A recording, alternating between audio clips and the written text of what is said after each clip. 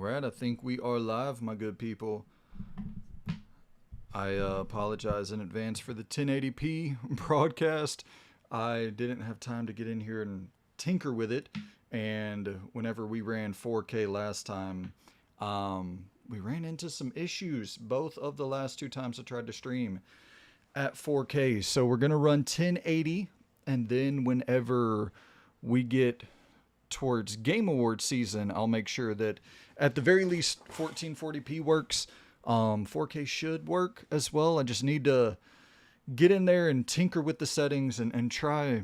I spent a couple hours with it the last few weeks trying to figure out exactly what I'm doing wrong, but I am obviously still doing something very wrong. So got to figure that out. But I hope all of y'all are doing well, man. We got 5 people in the chat here. Let's see what's going on. Cool. Looks like everything is working. Awesome, man. I'm excited for this show. I really don't know what to expect. There's a whole lot of rumor and speculation going on right now in the Xbox camp about what is, the future of the brand, what is exclusive, what is not going to be exclusive. There's a whole lot of conversation right now that I find beyond fascinating regarding that business and how they are going to try to recommit to the console side of things and grow that and also be the number one publisher in the world. And these two things just don't necessarily coexist in the way that I think they want it to. Because you can't be the number one publisher in the world unless your games are everywhere, but you make more money if you're a very successful console manufacturer and have a lucrative digital storefront. So I don't know. It's going to be interesting to see where they go with this, but I'm pumped to have all of you on board. Ratio, what's going on, man? He says most people watch YouTube in 1080p anyway, bro. I appreciate it, man. I'm a weirdo when it comes to pretty much any of this shit. I get a little bit persnickety, a little bit anal about wanting all the quality that y'all have on the channel to be at the absolute best of the best that anybody else has. So I'm a bit of a weirdo. I understand that, but at the same time, it's out of love. I just want shit to be good for y'all, and I guess we probably should. It's already 11:20. Go ahead and start getting some things set up for the stream, do some testing and all of that. But yeah, Ratio, I hope you're well, buddy. I hope everyone in the chat's doing well, and I'm really curious to kind of hear what y'all are thinking, going into the old Xbox showcase. Are there any predictions y'all have? Is there anything you're expecting that, is there anything you think is likely to show up here that is a bit of a sleeper? What is going on, Baseball Stars 855? How are you, homie? Hope you are well. Let's see. Yeah, man, I'm really curious about Elder Scrolls. That's the big thing where it's been so long since we've seen it, and Todd Howard kind of keeps getting back out there and saying, it's still a ways out. We're still a ways out from Elder Scrolls 6, but it's like, golly, Starfield 2023, I know they're working on DLC, but at some point you would have to assume that Elder Scrolls 6 should be about ready to debut. So, I don't know.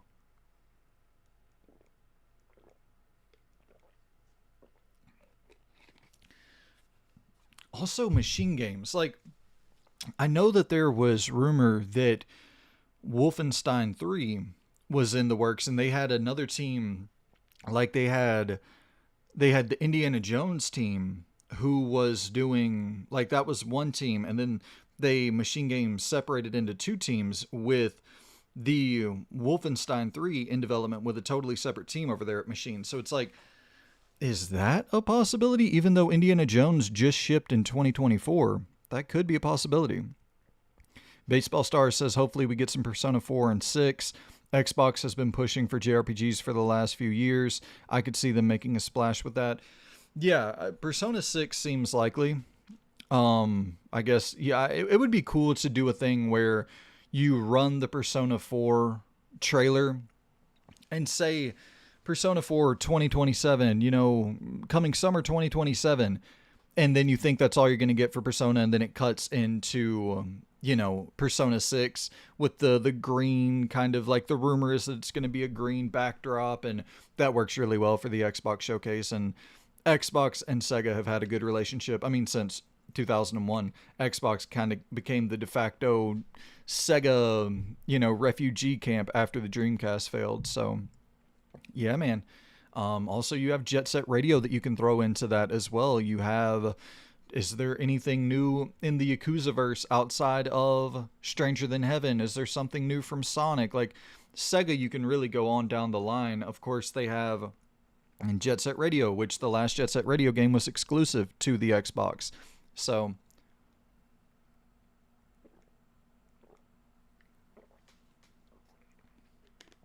going to be really, really interesting, man.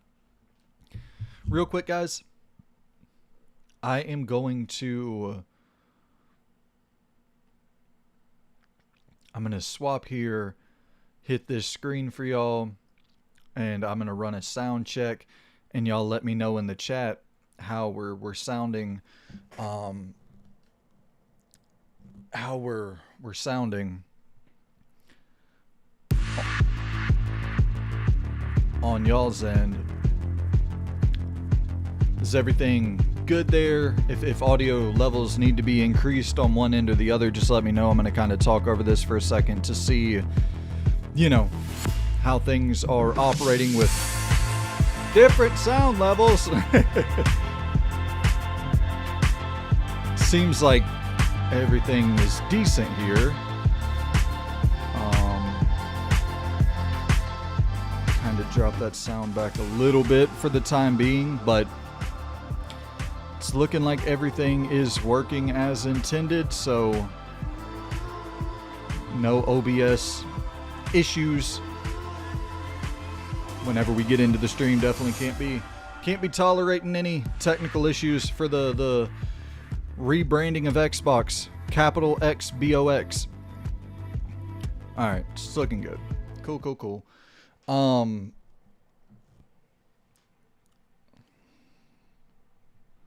Oh man, thank you so much for the super chat.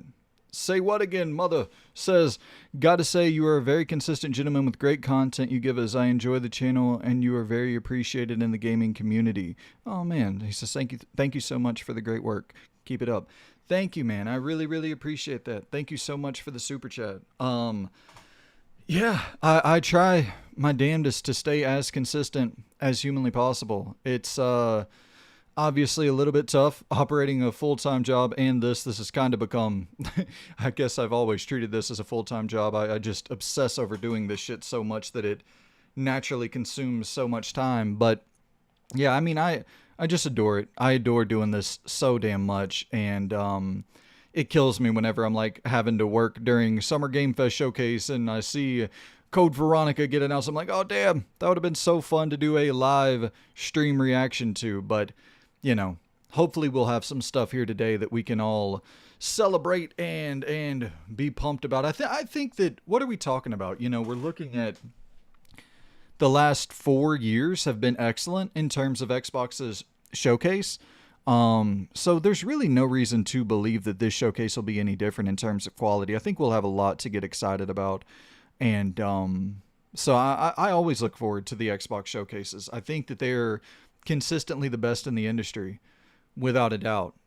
Except this year they have real steep competition due to Keighley getting out there with SGF. I mean, Summer Game Fest this year was by far the best Summer Game Fest of all time. Do you know what I mean? Like, that was easily the best Summer Game Fest showcase I've ever watched. And I've been watching them since the beginning, obviously. What was that, 2020 or 2021? The Summer Game Fest show from this weekend was so much better than it had any right of being. And I think a lot of that comes down to timing, where you look at Final Fantasy VII Part 3, and that's going to come out in Q1 or maybe Q2 of 2027. So you don't really want to reveal that at the Game Awards because you don't have a long time to market it. You know what I mean? So you are you're kind of in a situation because I look at Summer Game Fest and I go, okay, well, if it's that good, if Summer Game Fest is that good, then how good is the Game Awards about to be? And the Game Awards is always better than Summer Game Fest. So I build up a level of excitement going into the Game Awards, but some of that might not be justified because when you look at Code Veronica and Part 3 to Final Fantasy VII, it's like, well, Code Veronica and Part 3 are both going to come out first half of 2027, so you have to begin marketing them now. So it's like, you know, like I maybe I have my hopes too high that the Game Awards is just going to blow Summer Game Fest out of the water. But that's my hope, man. But how much better of a show can you get than that? And Say What Again Mother says, how do you feel about Mafia DLC? I enjoyed the game myself. I hope they continue building. I hope they continue building on the game. Yeah, I am really curious about the direction they go with that because I watched the trailer again and I was like, no, this does still look like Sicily. You know, I don't want to spoil anything for anybody who hasn't played Mafia: The Old Country, but I was wondering, like, let's just say I was wondering if it's a new location based on the ending of that game. So, I don't know, man. I'm pumped. That's coming out in August, and I don't really think there's a lot coming out at the end of August that I'm excited for, but there's not a ton coming out early August that I want to play, so that's definitely taking priority for me, for sure. I'm thinking about getting Madden this year. I've been skipping out on Madden until it's like really, really cheap. I'm thinking about getting it this year and doing a review for Madden on the channel. Like from the standpoint of somebody who hasn't played it in years and years, or like hasn't been there day one keeping up with it in years, and to like put my $70 on the line for a day one purchase of Madden and be like, what is this looking like in terms of from the perspective of if someone's actually spending $70 on Madden, has it done anything to evolve whatsoever to justify a $70 purchase? Like, I was wondering, maybe is that a decent angle? But that's the only thing coming out in August I can even really think of off the top of my head. Baseball Star says, I really need to play Mafia. I bought it during Black Friday last year. It's excellent, man. I highly recommend it. It's really top-tier storytelling. Probably my favorite story from 2025. Oh, Kingdom Come Deliverance 2 might have been my favorite storytelling from 2025, but both incredible narrative-driven experiences. And Alion says, Knicks or Spurs, buddy? I gotta root for the Spurs, man. I gotta root for the Spurs. I just love the organization so much. I love the I love the culture over there that Popovich built all throughout really throughout the 2000s is when Popovich was cemented as like the guy over there. But just Wembanyama is such a freak. I've never really seen anything like that. I guess the closest we've ever gotten is maybe Porzingis or Kevin Durant, but it's like the size of Porzingis with the talent of Kevin Durant. It's just nuts. So I'm not really a big fan of either the Knicks or the Spurs. So I'm kind of just watching it. I'm really not even watching it. I'm just checking the highlights, but I'm just kind of tuning in and looking at what's going on from the outside as somebody who's not overly invested in either team winning or losing. And it's kind of fun to observe it that way, but I just really like the Spurs culture, and I like I like the organization a lot. I respect the way they play basketball. So yeah, I'd have to say Spurs. And then we have Fahad Menawar says, I mean, it's good, but not great. We know about REV and Final Fantasy there, nothing else.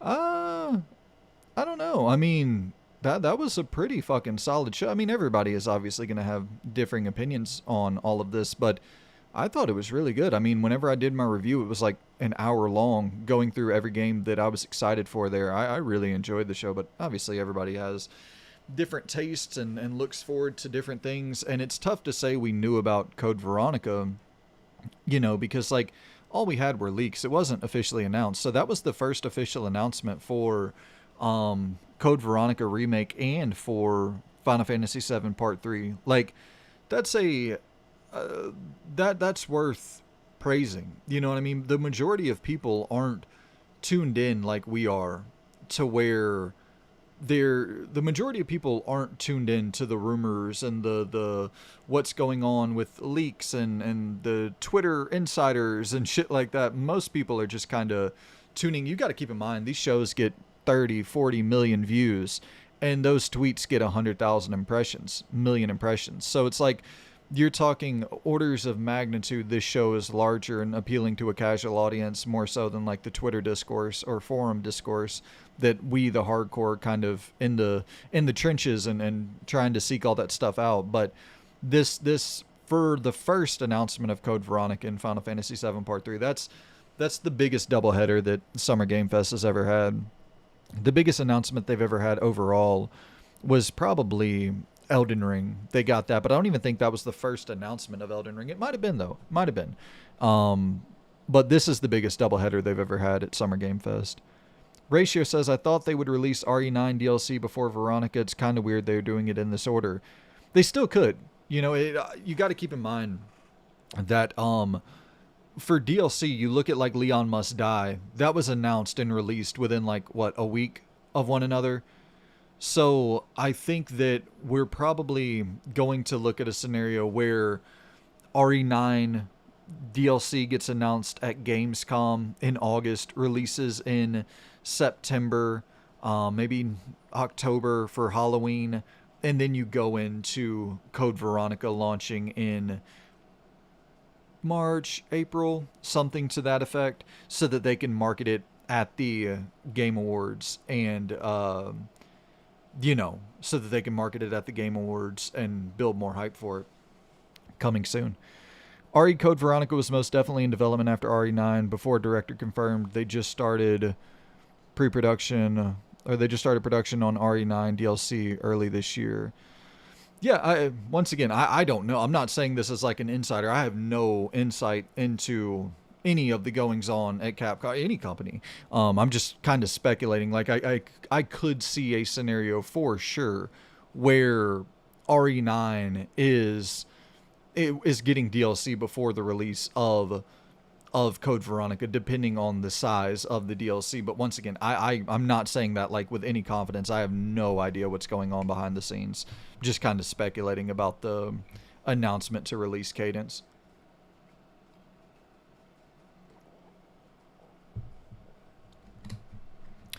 All right, we got about 30 minutes before the show begins. And yeah, man, I'll go ahead and kind of just kick it over to this side screen here. So we got 25 minutes before the show begins. And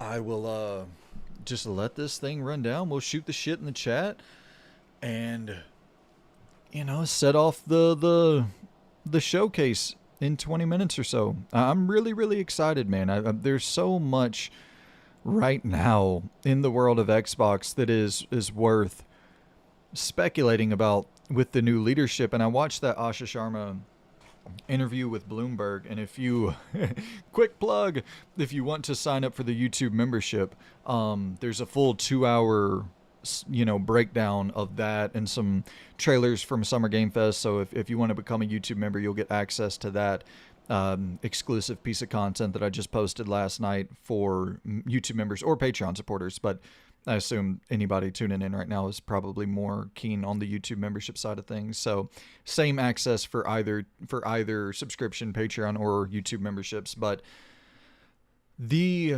interview was really, really interesting, man. Like, she was asked a lot of good questions from, I believe her name's Amy Chang, from Bloomberg. And she directly said they have to return to exclusivity. You know, like she directly said that we have to return to exclusive software or exclusive content and services was her direct statement. And so it's just so beyond fascinating to see where that's going to go as she's talking about being the number one publisher, the number one leader in entertainment and gaming. And like, where do we go? Do you put Gears of War E-Day on PS5 day one, on Switch 2 day one? Or is like what's the messaging going to be here? I'm more curious about that than anything. Like we know their slate of games, there's not going to be a lot to really surprise us, I don't think. We know that Clockwork is coming soon. We know that Fable is coming soon. We know Halo's coming soon. We know Gears is coming soon. Sure, it'll be exciting to get release dates for all those games. Absolutely. A Blade gameplay trailer would be dope, but these are all pre-existing announcements that took place years ago, and we're just getting more information on them. So we know a lot of what they're working on. So you start relying on third-party deals to pop up at this show and to really set the tempo, I guess, for excitement for new announcements. But you know, whenever you're looking at the messaging, that's the thing here where it's like, what is the messaging going to be at this showcase? That's what I'm more curious about than anything.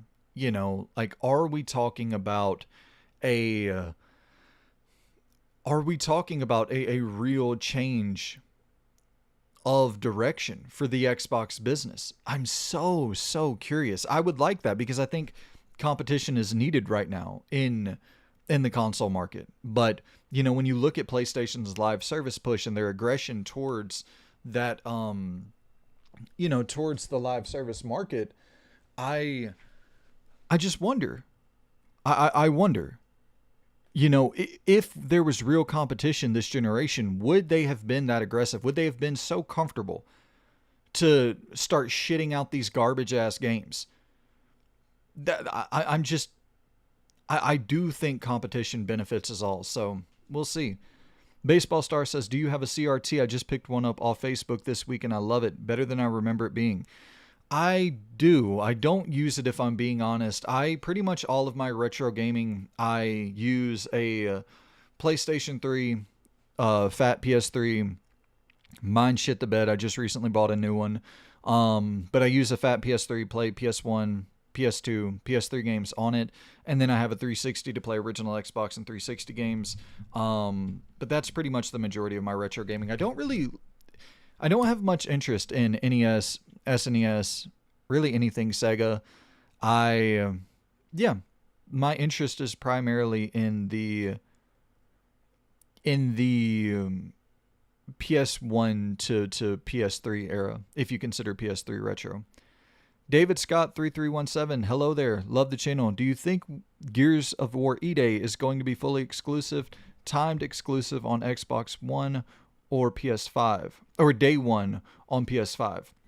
My bad, guys. I am reading this from my iPad here, and I'm having to scroll up to get the full chat.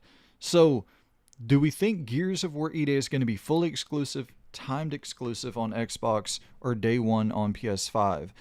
I think timed exclusive.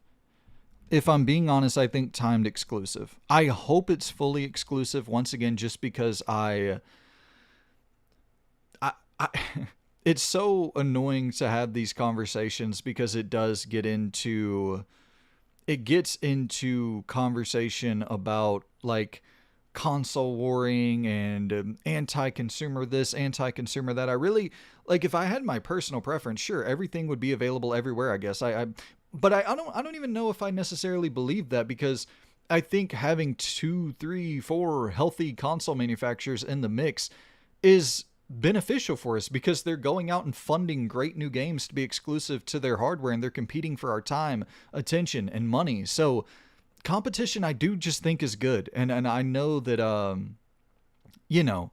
I know that there's debate on that. There's debate about how effective that is of getting people to buy consoles. I think it's just kind of undeniable. Like, I think the proof is in the numbers at this point. Xbox Series consoles were on track to sell about 60, 70 million units, and now they're going to struggle to hit 40. Whenever when you see the consistency of, okay, 2020 they launch, and into 2023, everything is on track to sell 60, 70 million Xbox Series consoles. In 2024, there was a massive drop. And to the point where, like, 2025, they barely sell a million consoles. There was a significant drop in units sold whenever they started porting their games to other platforms. And so that also means there's a significant drop in the amount of people who are buying games from your digital storefront. And that's where the majority of your bread is buttered. So, I don't know. I hope it's fully exclusive just for the sake of competition, but I think timed exclusive, if I'm being honest. There's just so much talk about meeting players where they are, and so much talk about being number one in gaming, being the number one publisher. And so you can't really have your cake and eat it too. You have to pick a lane. So we'll see which lane they pick. Ratio says PS3 is definitely retro. It's been like 20 years. Yeah, that's how I feel about it. Throw it in the retro camp if it's 20 years old or older. Cougar Swagum says more single player offline games for everyone. Yes. He says, please let this stupid you don't keep the games you buy external server crap. Yeah, man, I more single player games for everyone is I think that's once again a byproduct of the competition, where if it was neck and neck, I don't think you would have saw PlayStation go in the direction of the live service cash grab, because it's like you have to win users into your ecosystem. But at that point, they're like, well, we have 120 million PlayStation 4s sold, and we're outselling Xbox 3-1 at that time when they were pushing into the live service market, maybe even 4-1. So they're like, fuck it. We're never going to be more comfortable than we are now. So they just started shitting the bed to like an unimaginable degree. Such a bad generation from PlayStation on a first party management front. Fahed Menawar says, why Xbox exclusive? Mean it they put it PC day one, exclusives must be in one platform. Well, Microsoft, like, they are a PC company as well. So I think they should have their own digital storefront on PC and not put their games on Steam or Epic or anything. I think that would probably be the move, especially for the Helix console, because if you allow people to access your games on Steam through Helix, then your storefront is going to get eliminated. So yeah, I think they got to figure that out as well. Just in place says, I'm playing Mortal Kombat Shaolin Monks on my 32-inch CRT right now. Dude, Shaolin Monks, fucking goated. There's rumor about some remastering happening for some PS2 Mortal Kombat games, so we shall see. So we got about, 15 minutes before the show launches here. Ratio says, live service would have worked out if they made good games. I don't think it was really about them being live service. Well, yeah, maybe. I think that you built up an audience of prestige. Like, you've built your brand since 2007, you began building your brand on prestige single player narrative centric games, and with Uncharted 1. And so for 20 years, you've built up this audience of people who want the highest quality single player games in the world.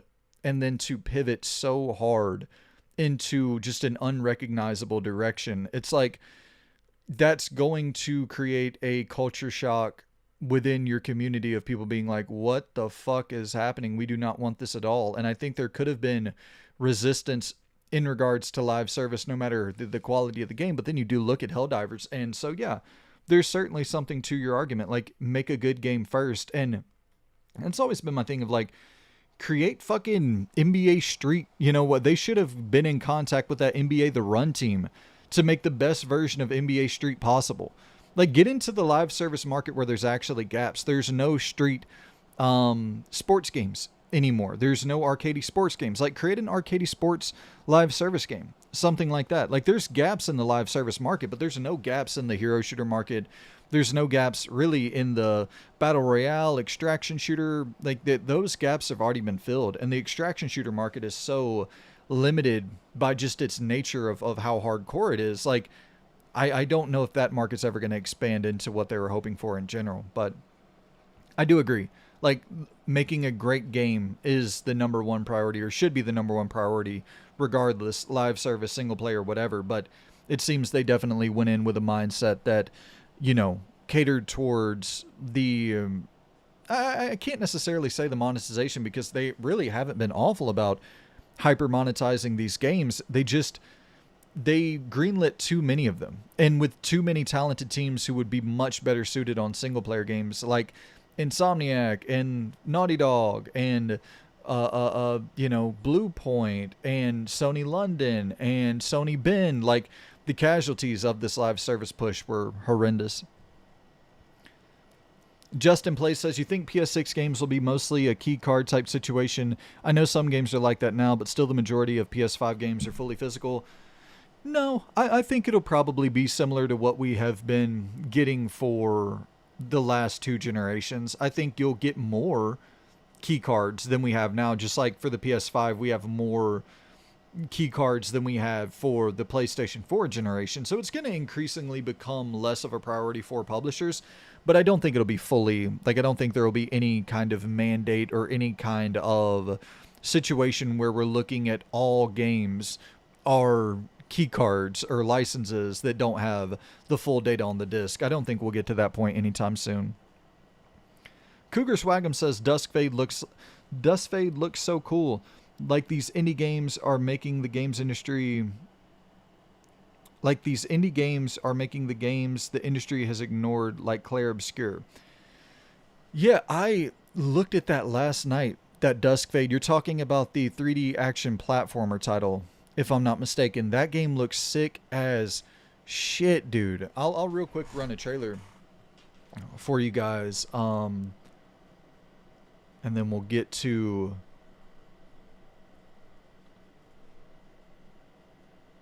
the showcase, because we got about 10 minutes or so left. So fuck yeah, I'm excited, man. Really, really excited. But this is Duskfade. This shit is looking really, really damn good. 3D action platformer inspired by the PS2 era. Some of the classics from the PS2 era. It's coming out August 13th. So we do not have long to wait. And I was just talking about no games releasing in August. Here is a big one that I definitely want to play. Beautiful environments. The platforming, like everything about it looks really, really top tier. And you can tell, like, there's a level of quality with this trailer that you see a lot in the indie space. A lot of stuff come out in the indie space where it gets like 50% of it right. 50% of that feel of the classic PS2 era platformer, the classic PS1 era survival horror game. But this is like, I don't know, man. My expectations, or my excitement level, is through the roof on this. This looks way, way, way better than I would have expected, because we saw it a while ago, but this trailer here is like top notch, man. Let's see. Justin Play says Uncharted is my favorite series all time, and peak character creation. Yeah, dude. Sully and Nate Drake and just Elena and all of those characters, some of the best in gaming. Some of the most memorable moments with characters as well. Like just even the moment of like playing Crash and Uncharted 4, it's like just such a beautiful culmination point for Naughty Dog in general. And then we have W4LKNDE says, what's the figures up top? Oh, you're talking about up there? We have Resident Evil 2. I got almost the full line of Resident Evil 2 figures, some Witcher figures, and Resident Evil 1. So I don't collect figures much, but I really, like, I want the Metal Gear Solid figures. I want the Mass Effect 1 and 2 figures. I have some WWF old school Attitude Era figures. I like collecting figures, but I just don't have any more room at all. I'll I'll quickly shift over here to the mess that I have in my fucking it's just a wreck, man. My entire this was supposed to be like a little storage room, but I've pretty much created it into a fucking just a hoarder room of shit that I don't need, but I don't want to get rid of either. So yeah, I have no room. I have no room at all. Let's see. And Alien says, genuinely might be the most stacked year of game showcases and probably of the 2020 decade, and we're only halfway through. Without a doubt, this is one of the most stacked years ever, bar none. This is just, every time I hear people being like, I don't have anything to play. Where are all the good games? And people be like, Call of Duty's dead, Overwatch is dead, where are the good games? Like, bro, do you not play anything other than live service stuff? Golly, man, it's just, we're eating so good. I try not to get all fucking bitchy, but sometimes I just like, it's so annoying to hear someone complain about having too many games, but I genuinely, like, I cannot keep up. I cannot keep up at all. I have a full video coming out about just, I can't keep up. There's too much good shit. Cougar Swagum says, physical sales are necessary because that is the true market of all games value. Hate how they keep the digital game prices so high when they can be literally 10 plus years old. Yeah, without a doubt, man. And you got to keep in mind, the physical games business is still $1 billion business annually. So it's not going anywhere anytime soon. It's just, it's less of a priority. It's like the thing I talk about with Game Pass, where it's not that Game Pass is a total abject, like absolute failure. It just didn't pan out in the way that they wanted it to reach 100 million subscribers. So it's not like they're going to kill it entirely. They're just going to pivot in different directions, like removing Call of Duty, removing Elder Scrolls, stuff like that. Cougar Swagum says, oh yeah, Thomas Preston says he has Duskfade wishlisted. I definitely got to get on that for sure.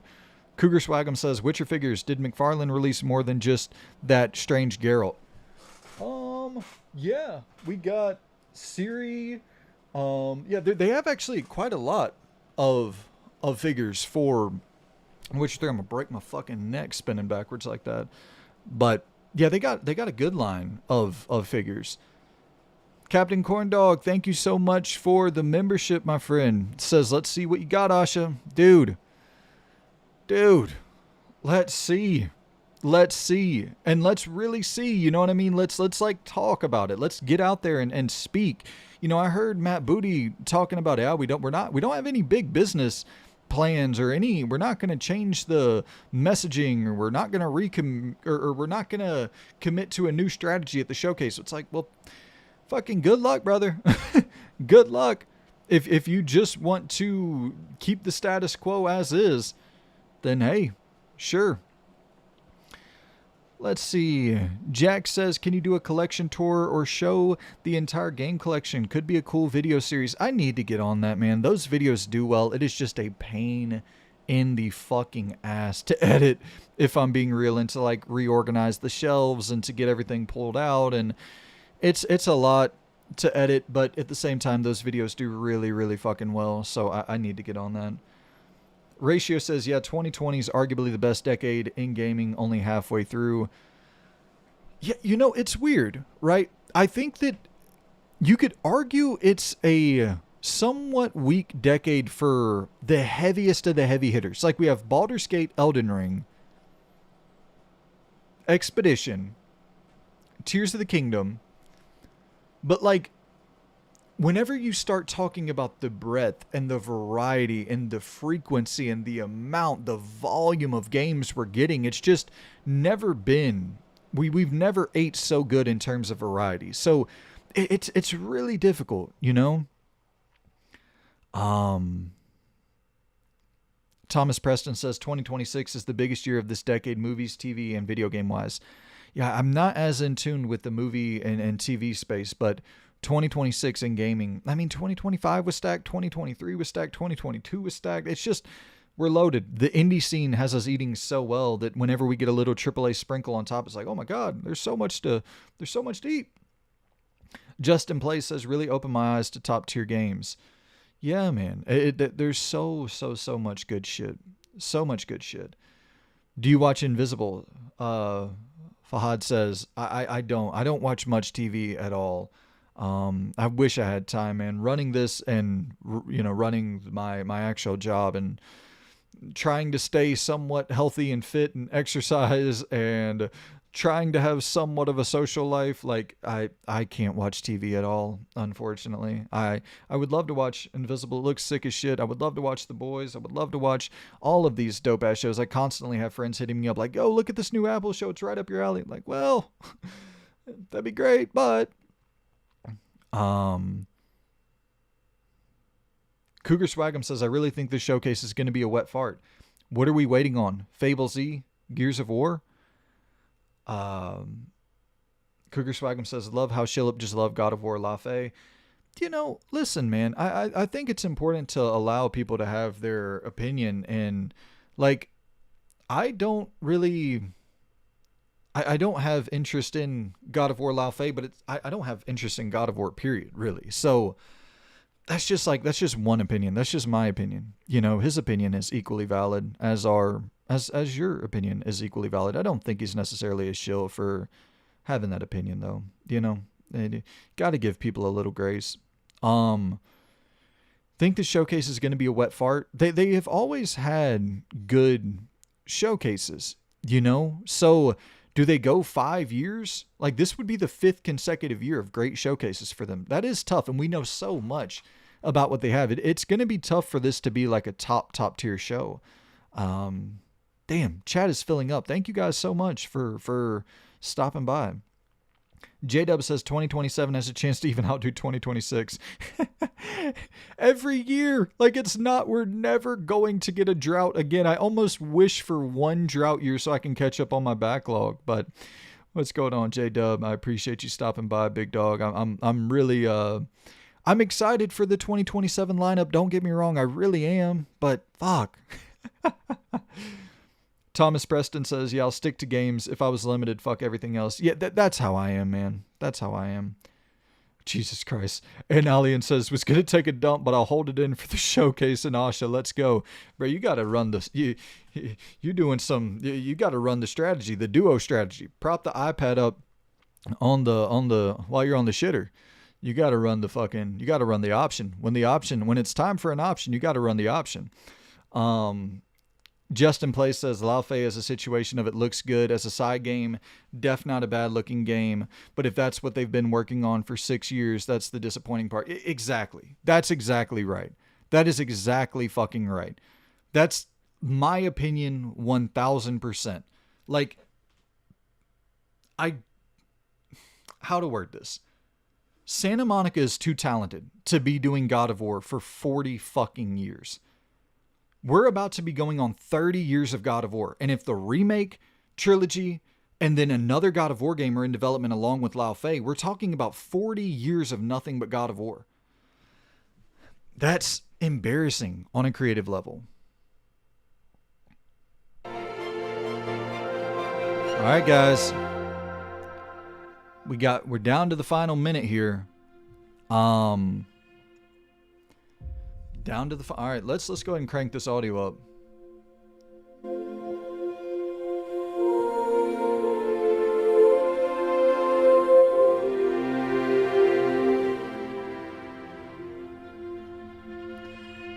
Here's to the next 25 years of the old Xbox. Y'all let me know how that audio is running. Final countdown.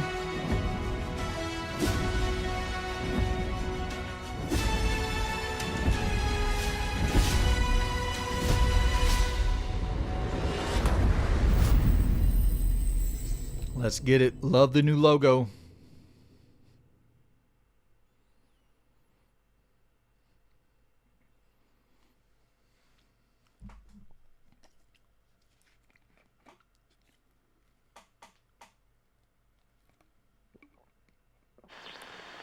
This is the Coalition Emergency Broadcast System. Kick off with a Gears trailer. Multiple tremors causing minor damage across Kelowna.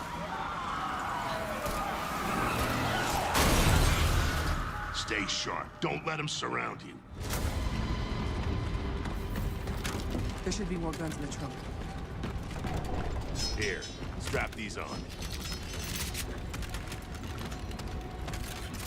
This isn't enough. We should still head to the police station. We're gonna have more firepower then. Oh, wow. Yeah. This doesn't look clunky. Oh, wow, it's not clunky. Shoot, move, and watch for civilians.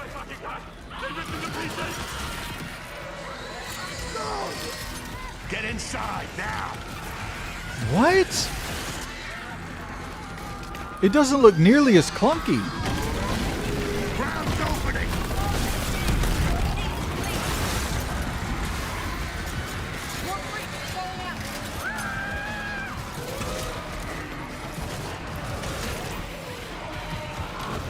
Okay, yeah, it does. Yep, it does. This is Gears of War.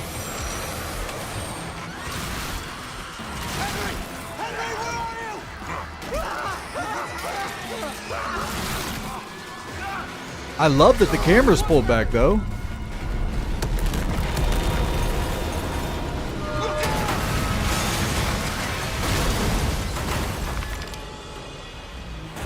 You see that? It was something big. Like huge crab figures picking up through the street. Just the adrenaline kid. We need to keep moving through the underpass. Let's get moving. Let me see what I can do. Let's get moving. Let me see what I can do. Yeah, the running is much less clunky, Captain Corndog. These things are all over me. More tremors. Any gears out there? Anyone that can hear this?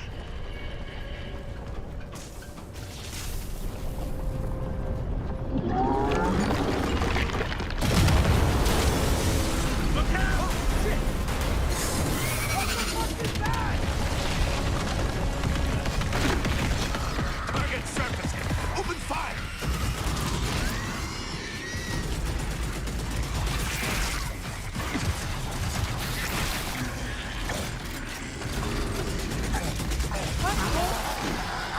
These are goddamn breach points. Yeah, I mean, this is Gears of War. I like that slide.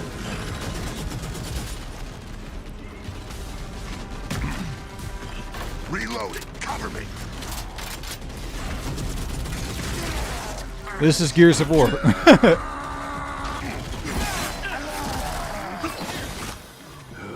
All right. That gear said they're stuck in the pay and save. Which way? It's on the other side of those apartments. At least that thing carved us a shortcut. Through here.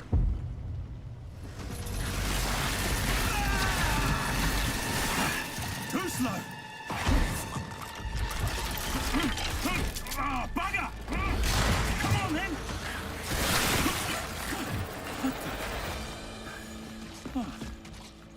Nice shot.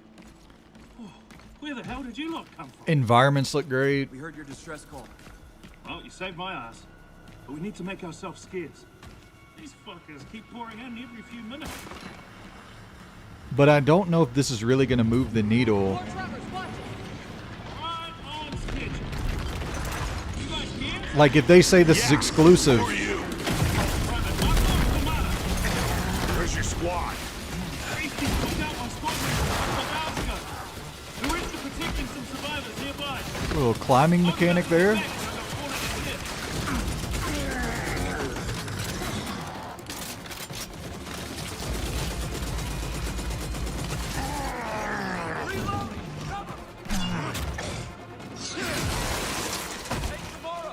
These things been coming in waves? Okay.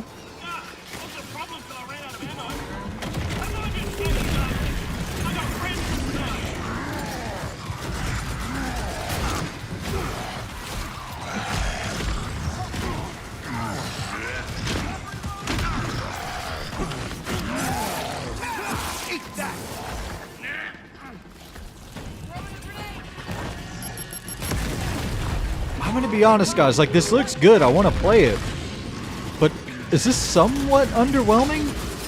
Reloading.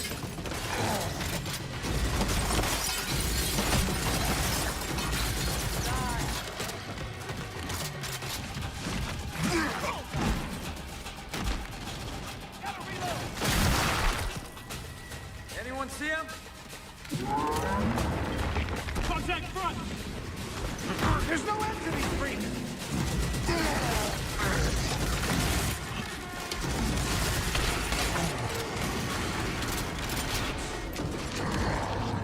Pick 'em off!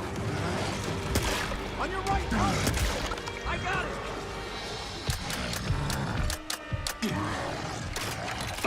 Jams! Damn it!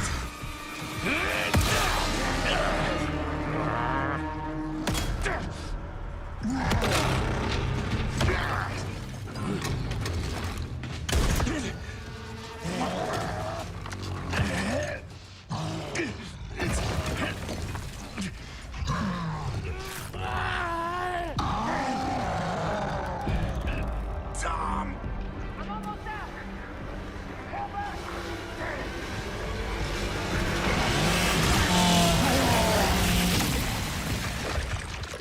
Cinematics are unbelievable. Yeah, Captain Corndog says it looks like more Gears. It looks good, but like more Gears. Yeah, which is fine. I'm down for that. Our roads converge again.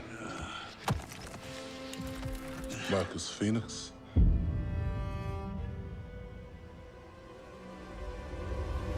What's the announcement?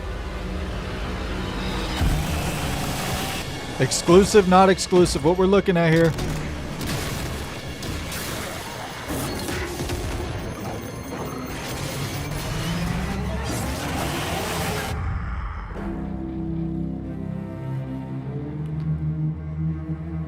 October 6, 2026. So we got the release date. No platform announcement at all. Day one with Game Pass, cool. Oof. Welcome Okay, to the here we go. Xbox Game Showcase. For the past 25 years, Xbox has delivered some of the greatest games of all time. Games that changed what was possible, games that brought players together, and games that defined generations. Xbox was built on the spirit of creativity and heart. And as we kick off the show with Gears of War E-Day, it's only fitting that as we return to Xbox, we return to Gears. So today, we're announcing that Gears of War E-Day will be an Xbox console exclusive. Good shit. There you go. Get that shit, Asha. The core of Xbox is great games, and that's what today is all about. There we go. We're going to show you more than 25 titles from creators around the world, followed by our Gears Direct. Enjoy the show. Good work. Let's get back competitive, man. Come on. We need about 55 more of those, but we'll get there. Oh, shit. That's interesting, man. Do I remember the moment my powers came in? I think people are kind of asleep on how smart that lady is. Like, mud and manure, whilst holding onto my sister's hand. I remember her fingers gripped so tightly in mine that her nails drew blood. Until what's this? I lost her grip. But she stayed away.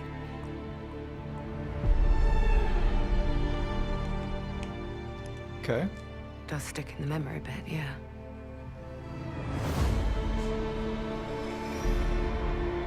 Fable. I know why you're here. You want to talk about them. They're not real heroes. You ever seen a legend in the flesh? All that power, how do they use it? Killing mindless beasts. Fighting petty villains. None of that matters. Golly, I can't wait to play this shit. Knows how to wield power. Here's the thing, though. Do you double down? Do you remove this from PlayStation? Like, And dressed like a trans. Got more important things to worry about than vegetables. Phil Spencer and crew put her in a tough Knows how spot. to live with their choices. Oi! What the fuck was that? Well, I was just... Just sent my brother into the infinite fucking abyss without even asking permission. Remorse. Remorse is for the guilty. God, these character models look I will amazing. tell you what I told them. Albion is broken, and I'm going to mend it. rebellion doesn't need heroes. Blizzard Cinematic Department. It needs a hero.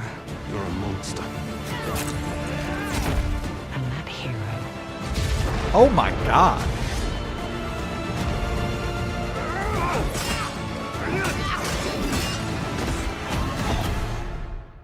is me. I like that tone so much more than the other trailers. February?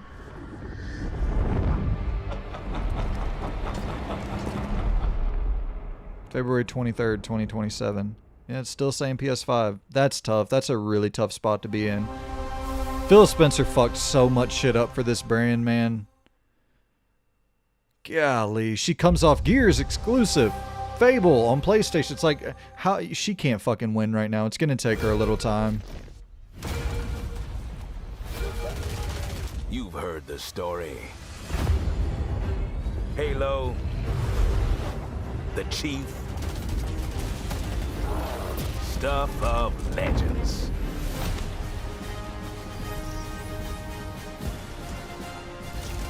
But that's not the story I'm telling today.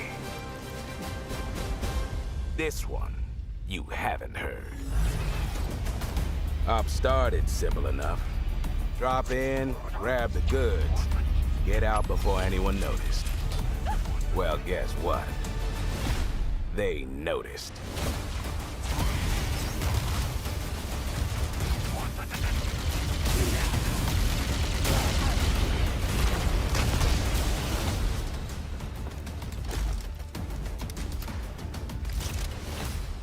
Now you ready to get to it?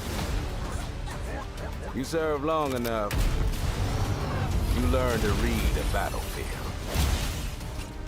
This place, more of a freak show. And trust me, I know freaky. Have you enjoyed your stay so far, Demon? Sorry to interrupt, but we're on the clock.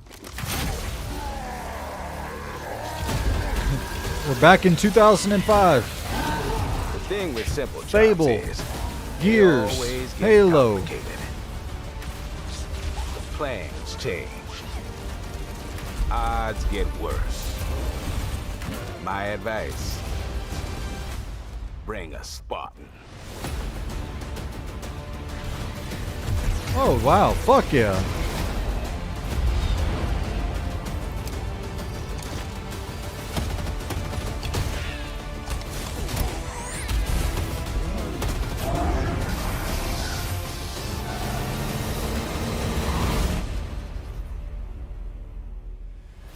Chief, you ever get tired of being the strong, almost silent type? No.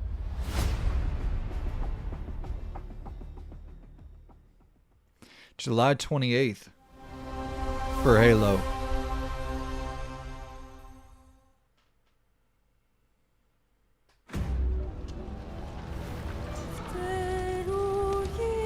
Plague Tale, the GOAT. There's something on this island. It's like it calls to me. You and my father found that island thanks to me. There's more to this than you understand. More than you can handle. Oh shit! What the fuck? Have you really? Yo! Keeps you alive. No shot, bro. What the fuck? Look at this place. It's magic. Whoa! The final confrontation. They leveled up. To begin. Where are the others? Ezra's dead. Lenny. They're all dead. Move. Holy shit, You dude. couldn't have said, hey, Lenny. You know those ancient death curse rumors? What the fuck are we That's looking true. at? Sit in.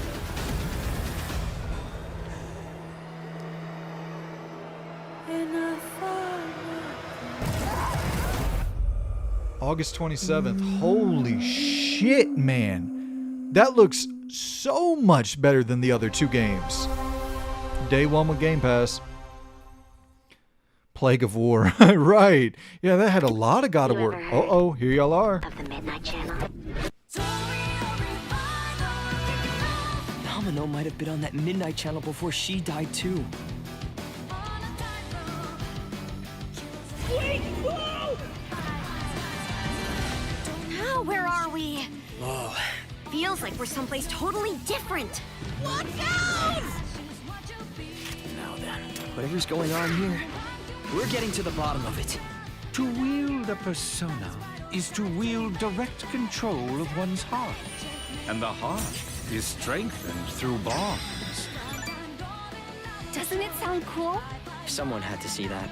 I'm glad it was you. Was that supposed to be him? Good times never seem to last long, do they? I hate you, sneaky, stupid, bully jerk! I can't wait! So, shall we? Really? So neat! Come on, don't call me that. All shadows were originally born from humans. Well, then that means Senpai got killed by her other self. No! Get out of here! Don't look at me! Does that mean you're just gonna stuff me back in your head and pretend I'm not Rhea? I can't! Persona! All right. Which means that we also gotta catch whoever's tossing people in here. I think I'd like to help too. I'm not running away from this. Well, but I have no problem taking down shadows. It's over! So yeah, I'll be counting on you, partner. Then let's team up and catch this jerk. Let's end it! Here! Go! Persona! Persona 4 Revival. Oh, February 2027. Straight into Persona 6. Do we get it? Do we get it? Do we get it? Day 1 on GP.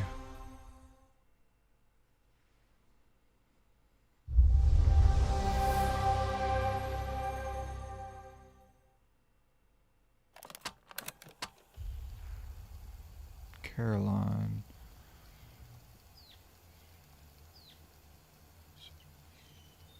Is... Wait.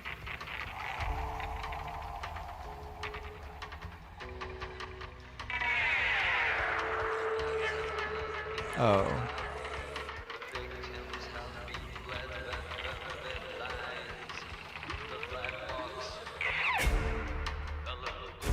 State of Decay. My friends and I used to argue about what ended the world. Mixtape 2, y'all both said that. A weapon. A virus. Something worse. It started in quiet towns. Empty roads. Places the world forgot.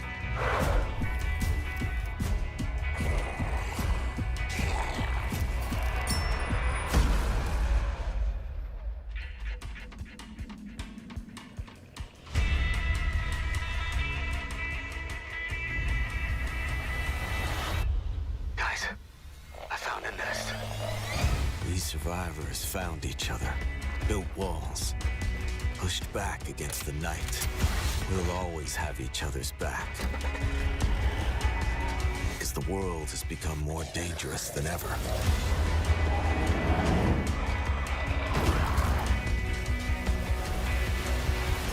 The dead aren't just wandering anymore.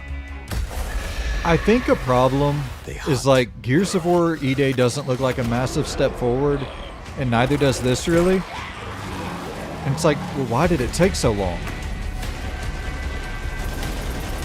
In the end, it doesn't matter what you believe. I don't know, the combat does look better. What matters is that when the dead come through the dark, so do we.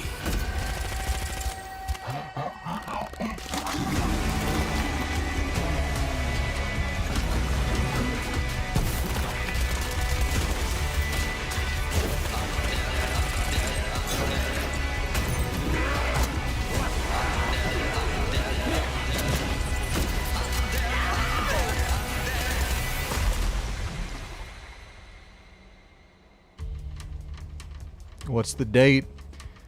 What are we looking at for that release date? And this wasn't announced for PS5 yet, if I'm not mistaken, so they could keep this exclusive. Nope, it's coming to PS5. 2027. So still no locked in date at all.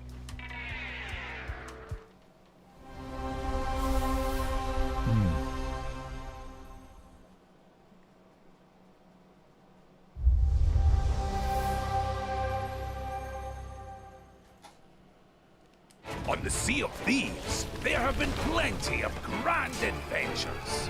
But what if you could make your own Sea of Thieves experience? With our new free update, Custom Seas, you can. Let me explain. Yeah, one random victory says it looks way less survivally and more Left 4 Dead-y. Yeah, which is probably a good decision, but interesting. Furious battle to the death. Just remember to watch out for explosive barrels. Oh, I'm sure they're fine. Or skeleton snipe hunt, where the sharpest shooter with the highest score wins. Or maybe you just want to spawn this, and these, and one of those, and absolutely loads of these, and, well, you get the idea. You could create a cinematic masterpiece. With enhanced camera tools, you could show romance, action, or tragedy. Or maybe just show the world from a whole new perspective. Or you could even just create a place to hang. Literally, if you want. Or you could come together for a party. Or maybe you want somewhere you can just kick back and relax. Whatever your piratical pursuits may be, we're giving you your own keys to the seas. There's a whole new world of possibilities. Spot on, Captain Corndog. State of Decay should have been kept exclusive. Especially since State of Decay wasn't announced for PS5 yet, so they definitely could have kept that exclusive. Just try not to wreck the place.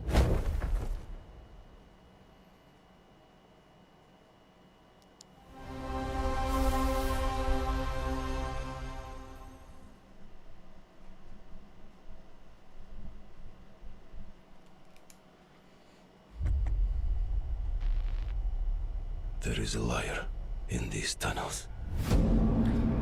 Metro. They call him Führer. But that is not your name. Your name is Hunter.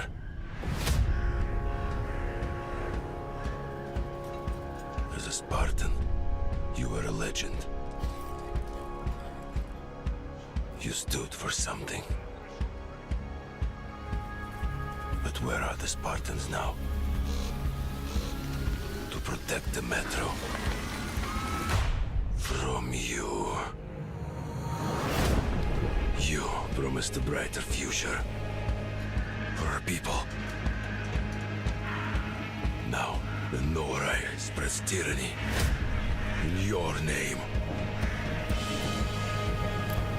You swore to crush the enemy, to face them head on, and guide the Metro to the light.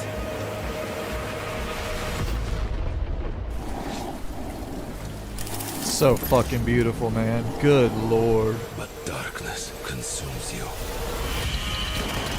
Spreads like a plague. Eats you from within. Every step and every move drowns you deeper in lies.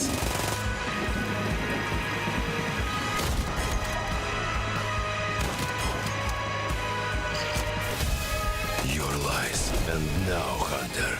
Looks so good, dude. That legendary Spartan is gone. Turn to ash. I won't stop until the Führer burns with him. 2039. Is that like January, February, right?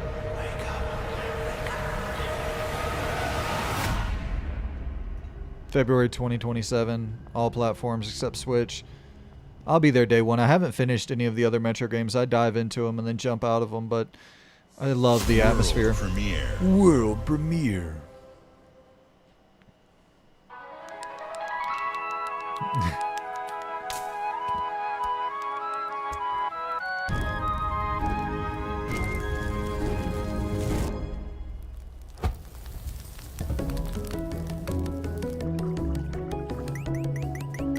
Yeah, February is way too stacked.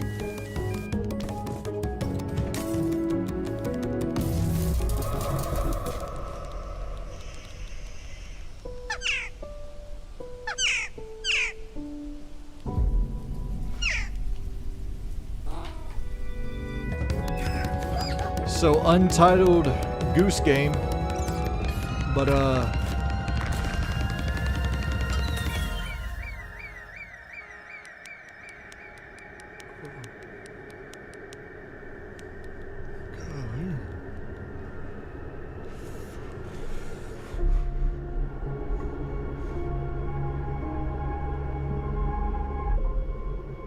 Bad Magpie 2027, only on Xbox. There's your exclusive, guys.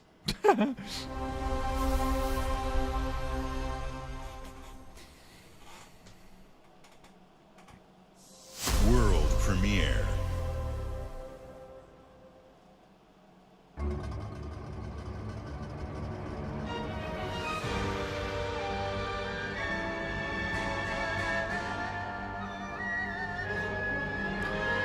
Wolong 2. Countless wars have been waged throughout history in pursuit of the elixir of immortality. A champion rises, destined to quell the chaos of this senseless cycle.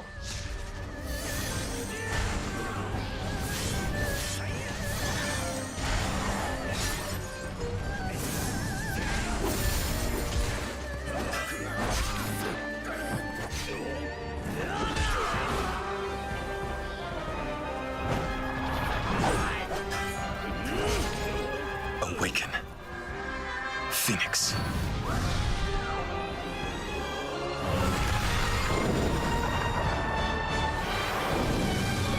Wolong 2. Oh shit, boy.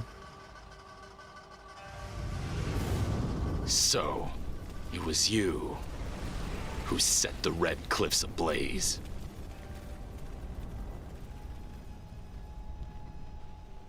Shout out Team Ninja, man. They make games.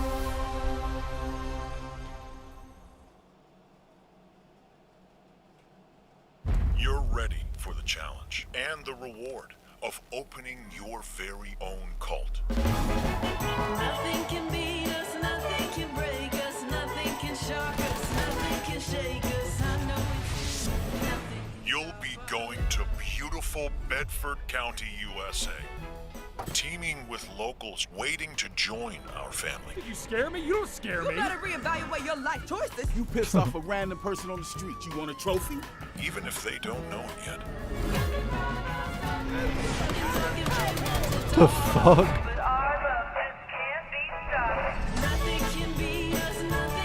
Build a cult, and I will shield you from the apocalypse. Join us. Kinda looks dope. Nothing can stop our love. Looking for the owner of a severed human head. Join us. That's kind of fire. Fuck, okay. Whatever the fuck that is, I gotta research who that team is. I didn't even... Alright. I didn't see a logo or anything. World premiere. Yeah, Cougar Swagum says Souls-like games are the military FPS games of the 2020s, without a doubt.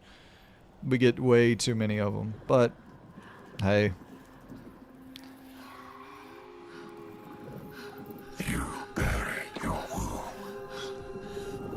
No fucking shot, dude. You're going back?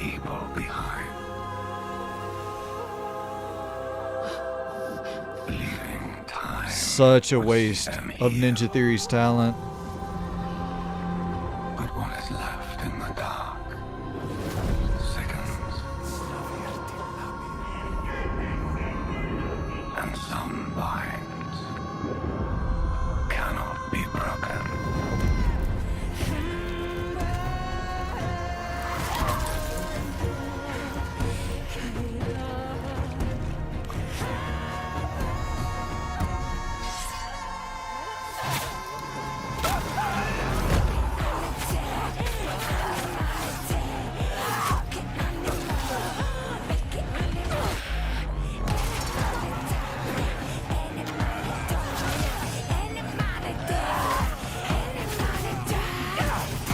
Oh, damn.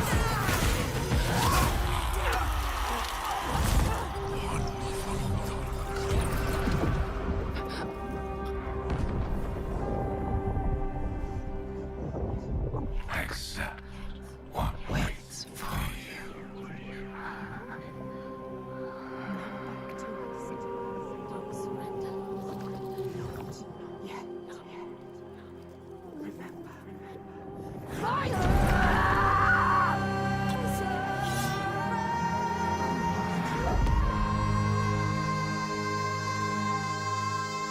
Just Senua. 2027 Senua. That's such... And PS5, bro. Like, that's the first time that's been announced. So that's like a... That's an Asha play. Yeah, y'all are cooked. I'm sorry. You're cooked, bro. You gotta clear this messaging up. Answer the call of all 76. Welcome to the surface, a sprawling paradise. Meet the locals, learn to fish. Doesn't that sound nice? What a hoot! You found loot. This is no time to hoard. Share your stroke of luck with your pals. All aboard. Build your camp as a team. Hey, life's pretty swell. But in this Appalachian wonderland, All is not well. Gadzooks! It's worse than expected. Enemies are waiting in places undetected. So suit up, son, and defend our great nation. And gather all your Spot on, friends when Captain you Corn find Dog. this infestation. Gears by itself does nothing. Like, it can't just be one exclusive game. What in the fuck are you doing? Rising tall. When you hear adventure calling, when you're looking for kicks. Alright. Answer the call. Alonso says, it's Gears and Bad Magpie. Right. Touche. Oh, dear.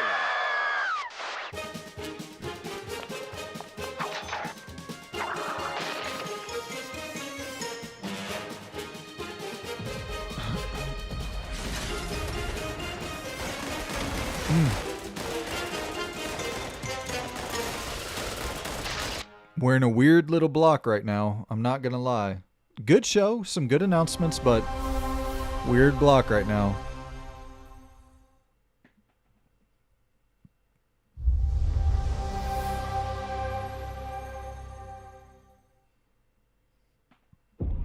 Our flock has been led astray.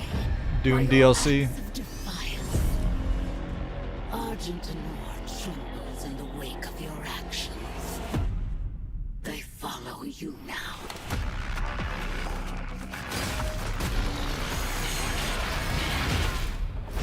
The Council has chosen. Beneath this chamber will be your tomb.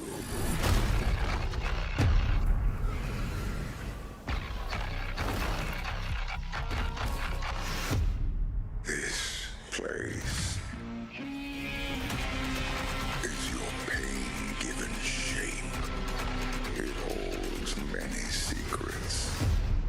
Only a cleansed soul may leave. I am not your enemy. I am your way out. That new weapon looks dope.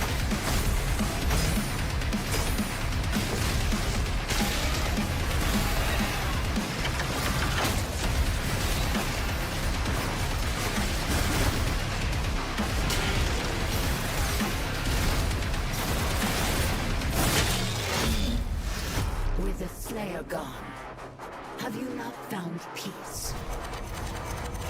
The demons, they have retreated. Their war is with him.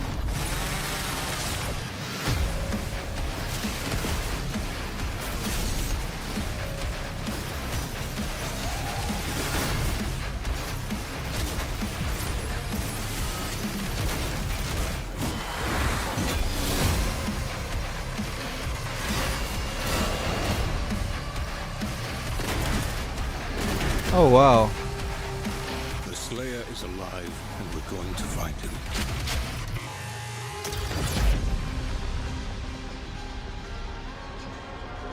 Revelations.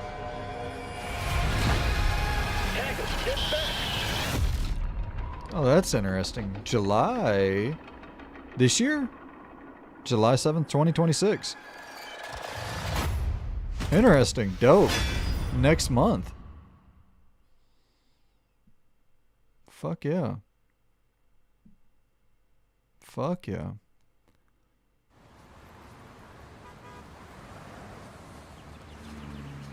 Oh, Crazy Taxi.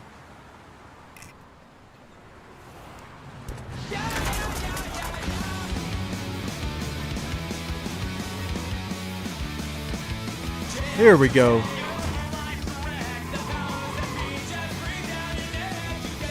Now this is a real game.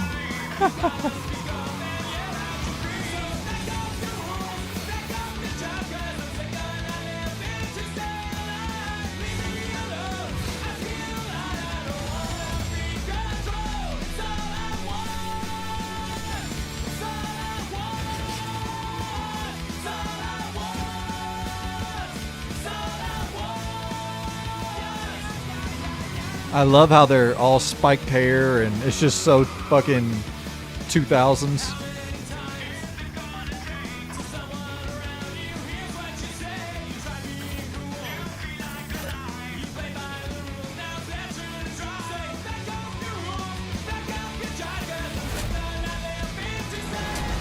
World Tour 2027, all platforms, including Switch.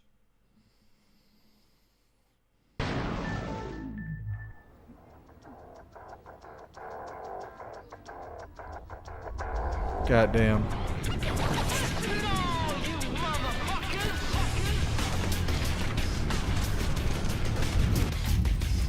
What a good time to be alive, man. Oh, wow. They're doing the transparent green.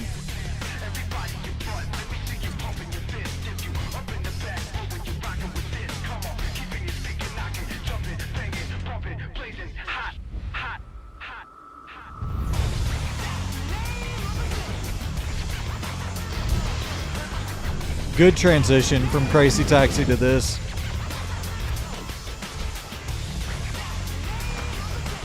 $799 US.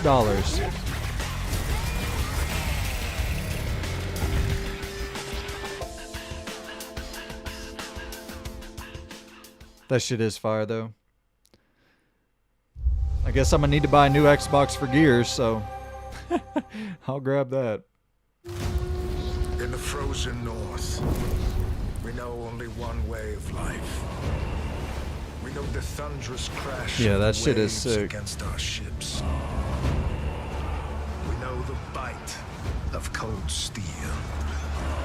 The roar of fires that consume our enemies. And at the moment of peace, Yeah, I don't think Crazy Taxi was exclusive to Xbox ever. I think that was just Jet Set Radio and Shenmue 2 because Valhalla from Sega. opens its gates only to the worthy. And the next proving ground awaits just beyond the horizon. What y'all thinking of the show so far, man? It's been alright. Like, I don't think it's been great. Definitely not awful. Alright, show.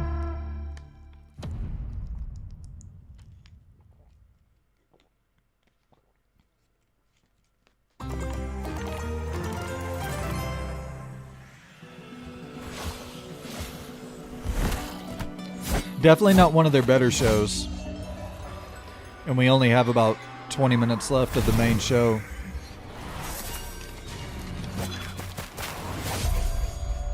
Yeah, solid, Captain Corndog says, yeah.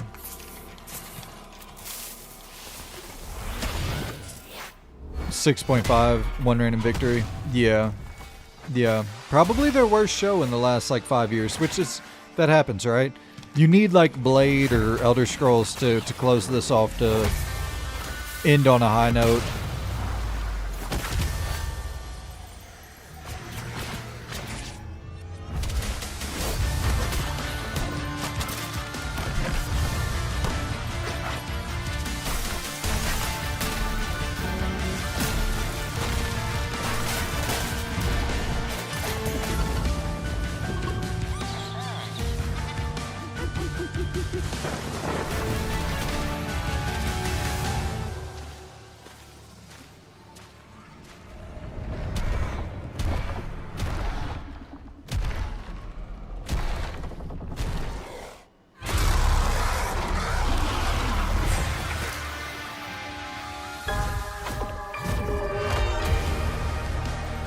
September 29th. Stack that into September, why don't you?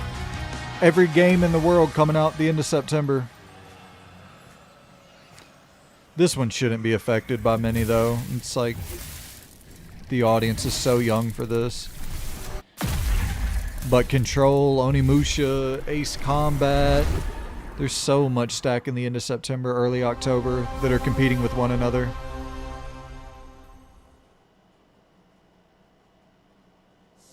World premiere. World premiere. What we got, man? Ladies and gentlemen, admirers of the mysteries of magic. Oh. Take your seats before the lights go down and the curtain rises, for our next act is about to begin. What the fuck is this? Are you sitting comfortably? Are you prepared to witness feats both mystifying and illuminating? I'm seated. Watch closely then, and let the shadows tell their story. Devil's Deal. Behold, the famous Jacob Menturo, stage magician extraordinaire. So brilliant were his tricks, it cast 5 long shadows behind him. They called themselves Masters. Through a deal with the devil, the Masters sought yet more power. Their deal demanded a sacrifice, and in the darkness, they chose Jacob. Jacob was trapped in I don't think this is Clockwork, guys. The devil had other plans. He pulled Jacob from his infernal nightmare and offered a new deal. Face their legions, their tricks, every abomination they command. Take what should have been his. Escape if he can.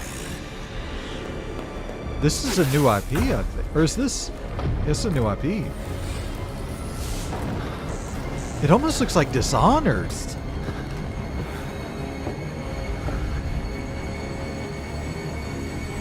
That's your cue. Run.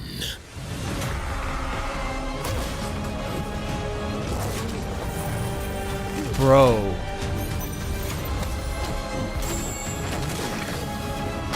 This shit is hard. I want to see real gameplay, but conceptually, I fuck with this.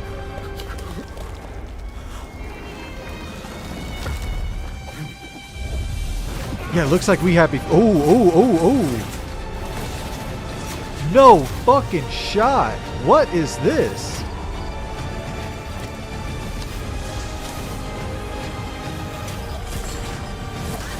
Fucking Gambit game? Magician, The Devil's Deal. Not a great title, Deal, but Jacob. I'll see you soon. Magicians, The Devil's Deal, coming 2027, all platforms. That looks fucking fire. Hell yeah, sign me up for that shit.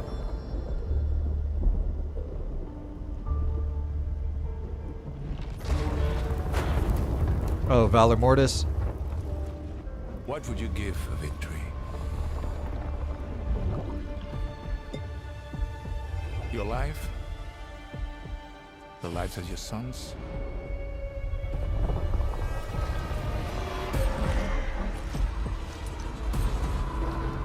The line between victory and defeat is thin.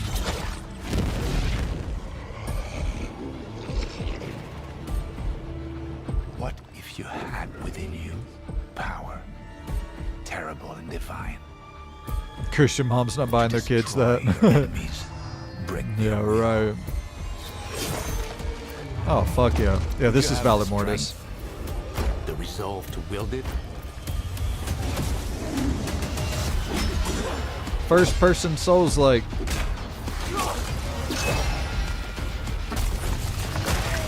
If destiny was there, within reach. I mean, unique like concept and setting and... Oh wow. So it is taking a lot of that Ghost Runner movement. For your country. For your empire.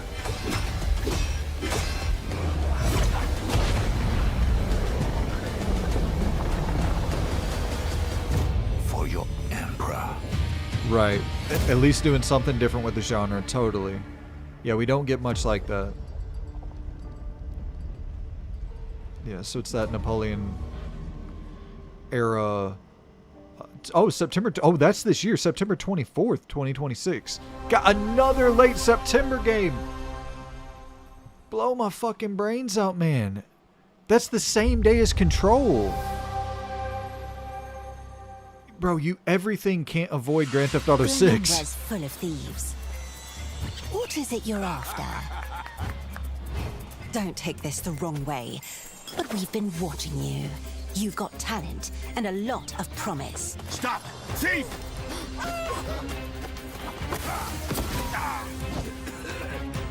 Are you ready to talk about planning a real I swear, heist, guys. partner? And Silent Hill Townfall, exactly, Onslow. What the fuck are we doing, man? Welcome to our Thieves Guild. Onimusha's the Our next members day. will show you the ropes. This job is going to need every trick in the book. Yeah, right. At this point, October's going to be safer than September. All you have to do is avoid, like, you could launch early November and you'll be fine, man. People got way carried away about the avoid GTA thing. But you never truly know what's behind a door. Or if that's There's not literally your not style, another step heavy-hitting off the game shadows launching and in take a November. direct approach.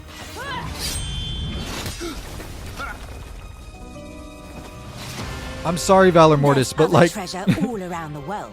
If you know never where to mind. look I'm not and going to are shit on the willing game. to fight for it. Fable getting delayed makes sense.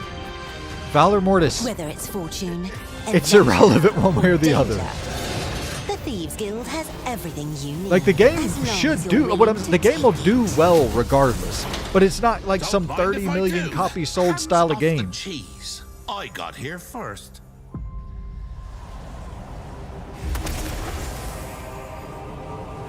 Oh.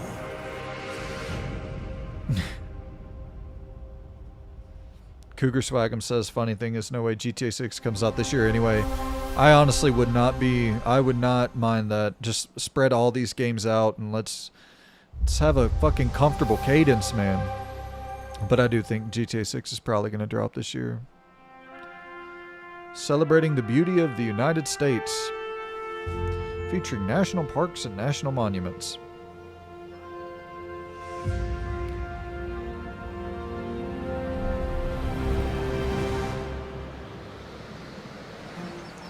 Hey, man. That team is very, very, very productive over there. That's the same team that makes Plague Tale.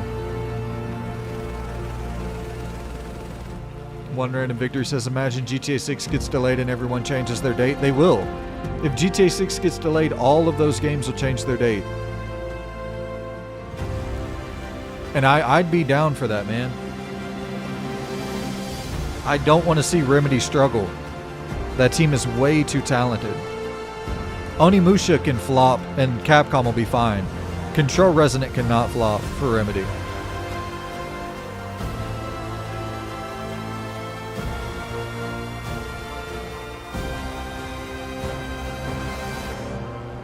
Cougar Swagum says, bet you YouTube membership GTA 6 gets delayed. I don't think I can technically bet YouTube memberships. Like, I don't think I can give out YouTube memberships for free, or I would.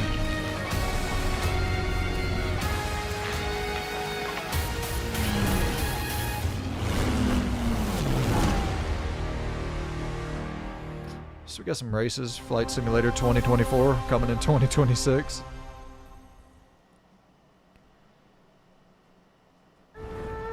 The mountain stands here, yet it cannot be seen. The wind passes without a sound. Wolong 3. Where Winds Meet 2. The Moists move in secrecy, renowned for their mastery of mechanisms. As the old order begins to fall, no one can remain untouched. When all is obscured, the battle has only just begun.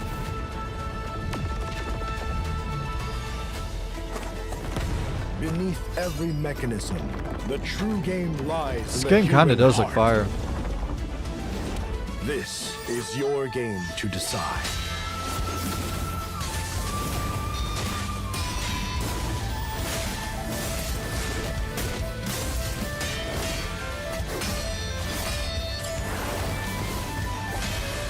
Wait, isn't this already out?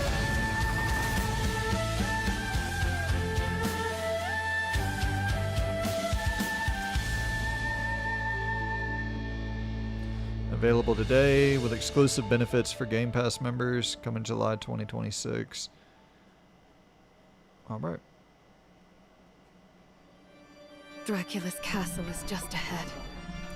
Oh, Castlevania. I have come here to destroy you. Just like my Release father, date mother, September. and their What day of allies September are before we me. looking at here?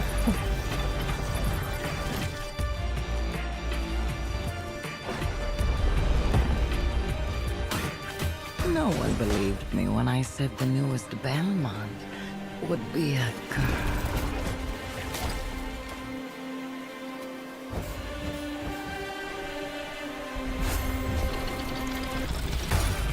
God has given you another chance, Rose. You must use it wisely to better control your curse and strengthen yourself.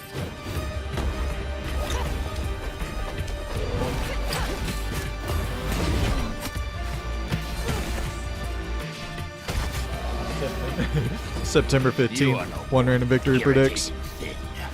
What makes you think you can stop me this time? Looks great. I've always wanted a pet Belmont. Stupid girl.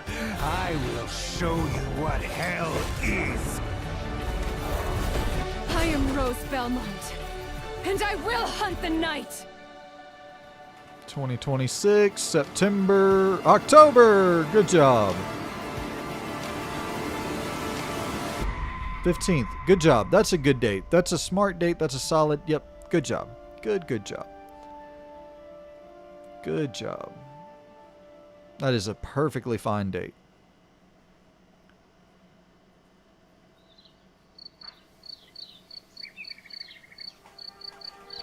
Some years have a color to them. Oh, wow.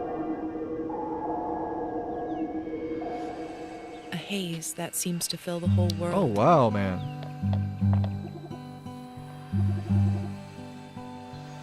In its glow, you discover wonderful new places. This is fucking beautiful. Dear friends you always needed.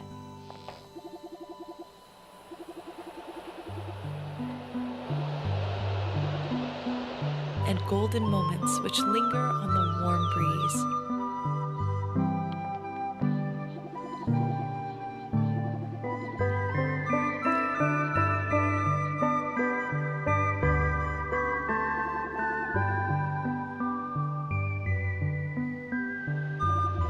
Yeah, 80s anime. As you live your days. And that's all hand animated, I'm assuming. Like,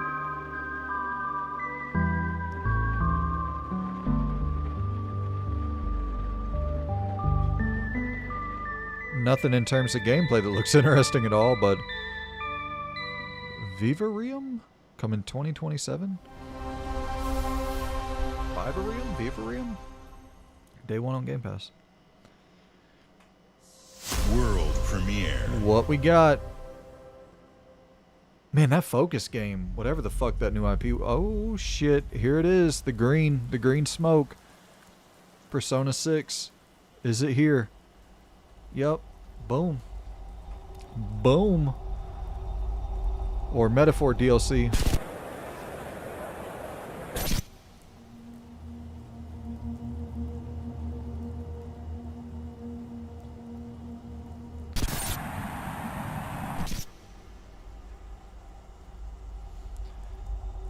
Uh-oh.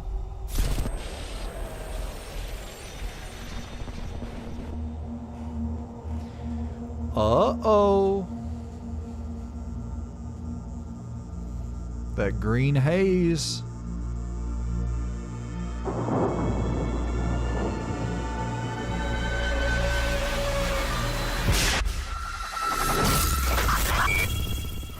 What the fuck?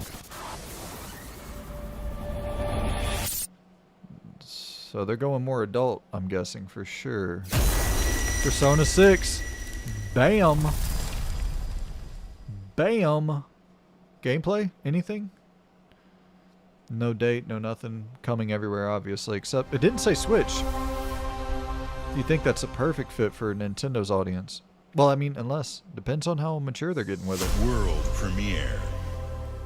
Not like Nintendo can't have M-rated games.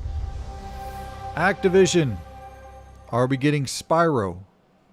Are we getting Spyro? Spyro. Fucking Spyro. Fucking Spyro.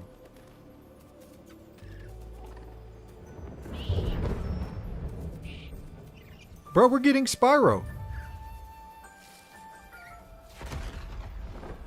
That purple is Spyro. That's Spyro. That is Spyro ass purple. Holy shit.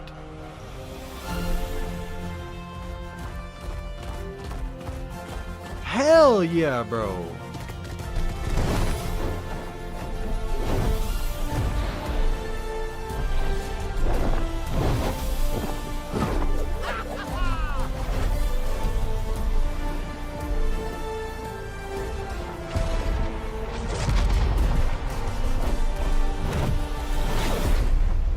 Realm Beyond. Open world Spyro.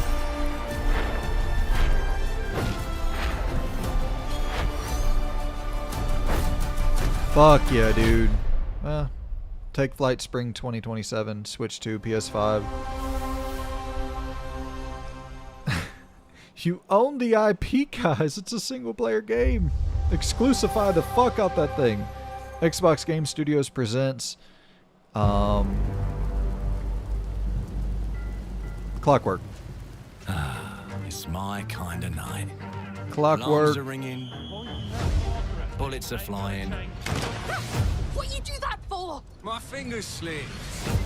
And every copper in the tangle is on my tail. What do y'all think release date for this? Early 2027, I'm guessing? Let me introduce you to some of my esteemed colleagues. Even my schemes have schemes. Me, I prefer to make it up as I go.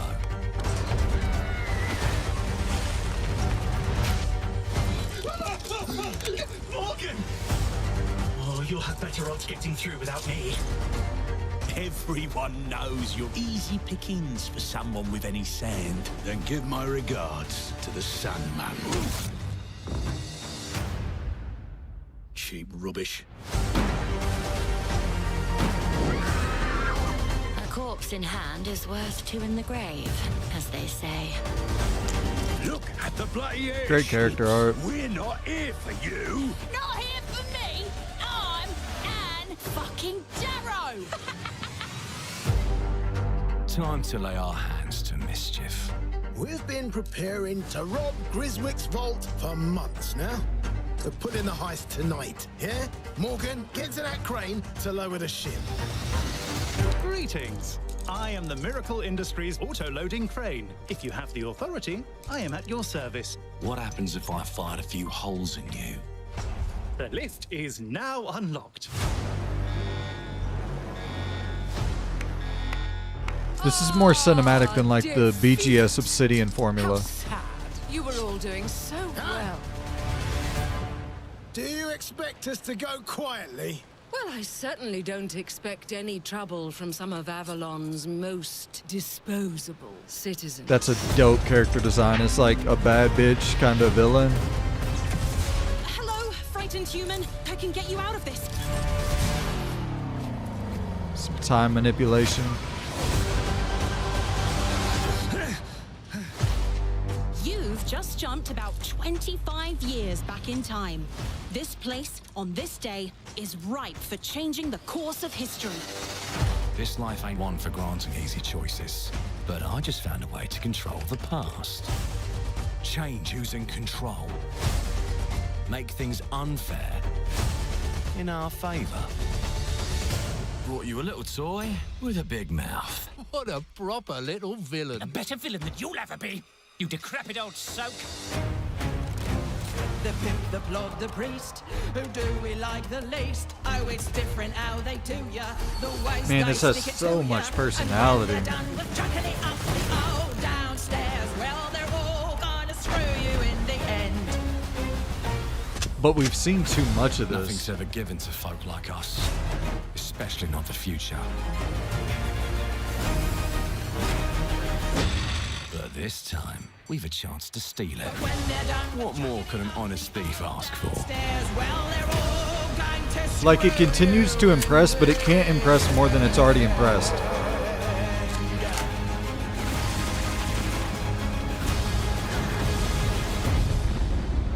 We need a date for real.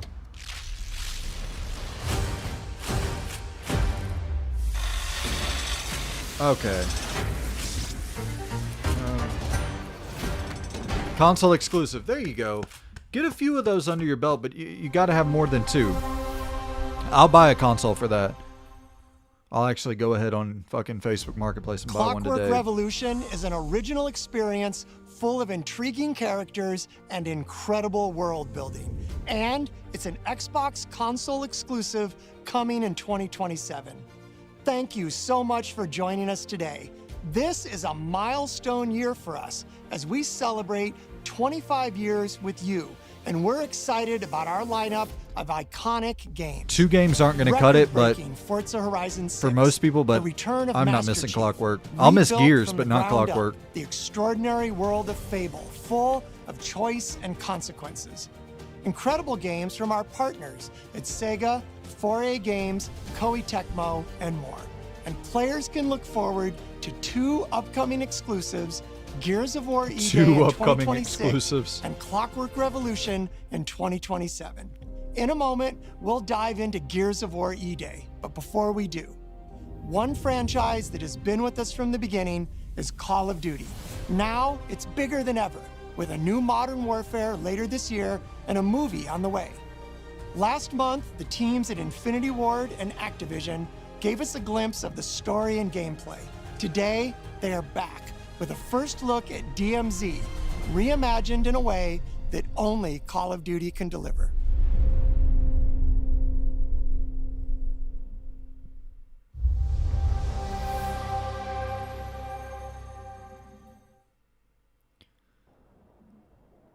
You know, actually, I think I'm going to wait on that Xbox purchase now that I'm thinking about it. I'm going to wait until 2027 to see if they end up putting Gears on PlayStation, like 6 months down the road. I want to really see their commitment to this shit before I just go blow a bunch of money. 우리 조선 반도는 질서정연하고 강력하다. 남부 차단 구역에서 발생했던 산업 사고는 You can't close the show with Call of Duty again, dude. Like, 투쟁으로 이미 수습되어 조국의 안전엔 흔들림이 없다. no Blade is tough. 차단 구역은 안전하다.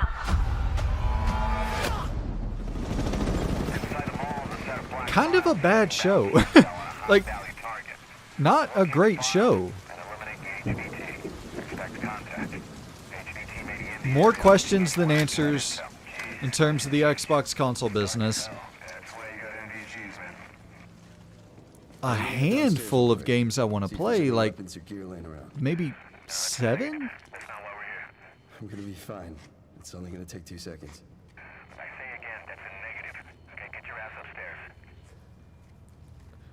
Am I crazy? Are y'all kind of cold on this show? Yeah, Captain Corndog says I'm like a 6 out of 10. I think I kind of am too. He's down. Let's go help him. Hell no. I think it's the worst show of the week. Get his ass up here. Other than like Future Game Show and all that. Those are always bad. But like, this is for the big shows. Summer Game Fest, PlayStation. Let's find that HVT. On you. It's worse than both of those.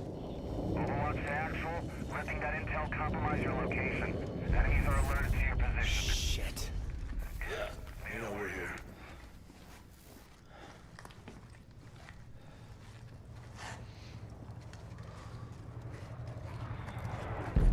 Damn.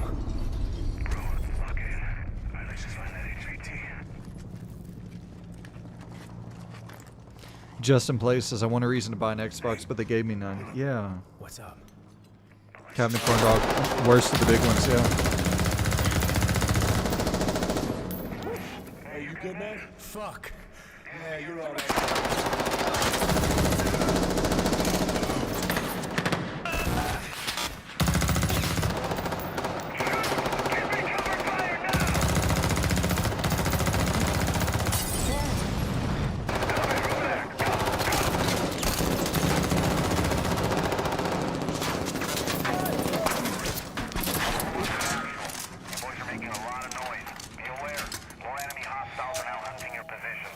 And I feel like I saw enough of Gears to not really even want to watch the extended show. Yeah, this is a horrible way to end the showcase, man. And they did it twice, 2 years in a row. You good? Yep. Let's just get out of here. All right. Let me get some ammo. Yep.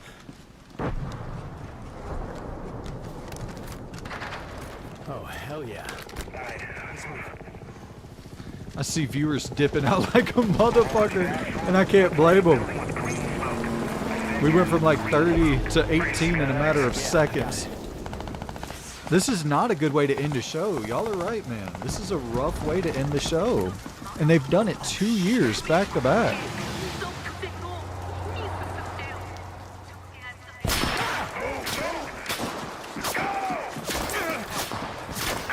Just because something sells well doesn't mean it resonates with the culture, with the core culture. That'd be like putting a new season of Candy Crush as the final reveal. It's like that's not a part of your core culture, you know? Like it's a totally different audience who isn't even tuned in to shows like this. I'm inside.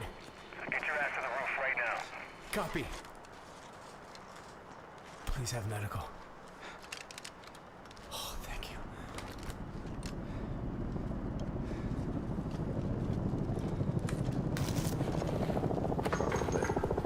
Hey, Locker, you downstairs? Negative. Head up the ladder. Going up to the roof. Oh, shit. You gotta have a one last thing. This cannot be it, man. If Matt Booty is that unaware of his audience, he's gotta go.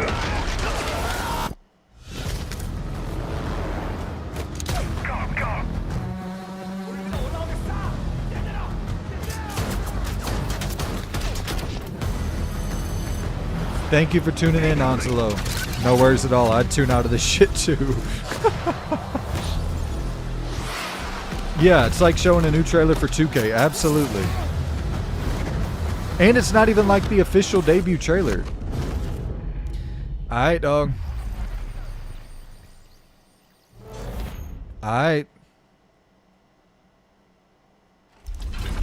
That's fucking nuts, bro. That is fucking nuts to end the show back-to-back years with that. Let's watch this Gears shit, I guess. I don't even need to see more. I get it. It's more Gears. I'm being negative as a motherfucker, but it is what it is.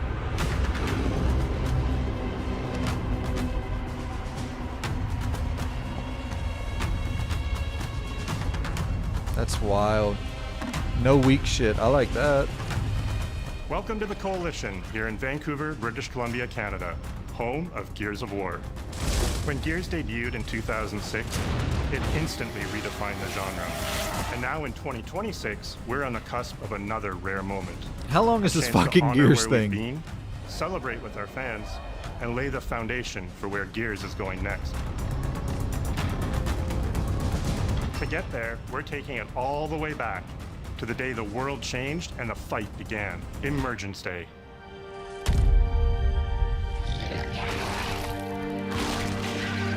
It's a day One of Random Victor says unimaginable probably loss on that par sits with at the state of heart our play. universe. And today, for the Yeah, first time, neither were great. we're ready to take you inside the studio and show you all the ways to play with our new movements, weapons, and modes that will make E-Day the most brutally satisfying Gears yet. Is that all you got? Before we talk about what this game is, I think it's important to share why we chose E-Day. When we started this project, we were moving to Unreal Engine 5. It was a new foundation with a blank slate. Tell me why we you took a moment canceled to the reflect spy on what makes game. Gears so special I want to play to your us fucking and to spy our game. fans. We realized that all of the things that make this world feel so unique, brotherhood, brutality, that melancholy beauty, and over-the-top spectacle, they're all perfectly set up in this one moment in time, E-Day. The moment the Locust ripped through the ground and changed the history of Sarah forever. And to tell that story, we wanted to build an experience that evoked the vibes of the original Gears game. So we started with this one still from the Mad World trailer. It's Marcus facing down the Locust, defiantly firing into the darkness against overwhelming odds. And we said, this is the emotional core of Gears. This is the tone and feeling that we wanted to build our next game around. This is our most ambitious game yet. E-Day is a story we haven't been able to tell before because we didn't have the technology to do it. We finally have the tools to reimagine the Gears world at a new, unprecedented level of detail. We're pushing Gears to new heights with the densest, most detailed world we've ever created. With seamless, large-scale environments. It's even worse from up here. Fully dynamic ray trace lighting. And richer real-time destruction. Starting with an empty hard drive, we literally rebuilt everything from scratch. Characters, enemies, weapons, animation, sound, the world itself. And then we tear it apart in front of you. Oh, fuck, that's dope. That's fucking dope if Fight that's against dynamic. bigger and more brutal enemies with new and craftier weapons, and navigate the battlefield with more natural character movement so that every moment of emergence plays smoother and hits harder. This is a game that feels like Gears, but plays like new. Now, we're inside. It's a return to the feelings that we had when we played the original games, but now reimagined, evolved, and enhanced with the power of a new engine.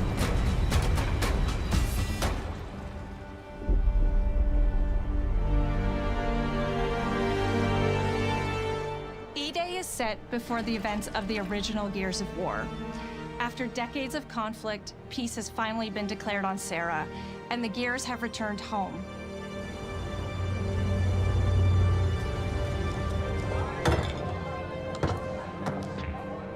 Love you, baby. Marcus Phoenix and Dominic Santiago are young veterans trying to adjust to civilian life while grieving the loss of someone they both loved. Cinematics are Carlos better, Santiago, Dom's older brother, but they've always and been Marcus's really best good. friend. To Carlos. To Carlos. Best fucking brother anyone could ask for. Carlos died in combat in a moment of sacrifice before the war ended, and without him, Marcus and Dom's relationship is distant. The emotion from our refinery, intense power. With the world just barely on the cusp of peace and our characters coming to terms with their new reality, the Locusts emerge and change everything. The Coalition Emergency Broadcast System. There are reports of multiple tremors causing minor damage across Kelowna. Strap these up. E-Day tells not one, but two origin stories. The start of this world falling apart and a brotherhood coming together. And over the course of 3 intense days, you'll see how loss reshapes this Those world figures and are our dope, characters. dude. Beginning with a night of desperate survival in a brand new city. Are those all gear? Oh, wow. Oh, that's dope. All right. Decided to focus our story on just one city, so you could really feel what war does to people. When we started creating Kelowna, we wanted it to be more than just a backdrop. We wanted to feel alive, like it was another character in the story, packed with layers and personality. Kelowna used to be all about innovation and discovery. But years of industrialization That's for the Cog fucking- War effort the totally lighting reshaped it. With such a rich history, it made sense to lean into that classic Gears retro vibe. That's beautiful. That hotel, the architecture, Towering the fucking architecture, robust vehicles, vehicle's ugly as and shit. grounded technology.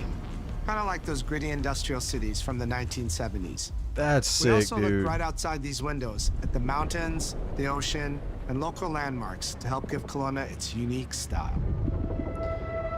Fuck it. I'm gonna go ahead and buy a damn Xbox. Play this shit this year. As you play the campaign, the city reveals itself through the main districts.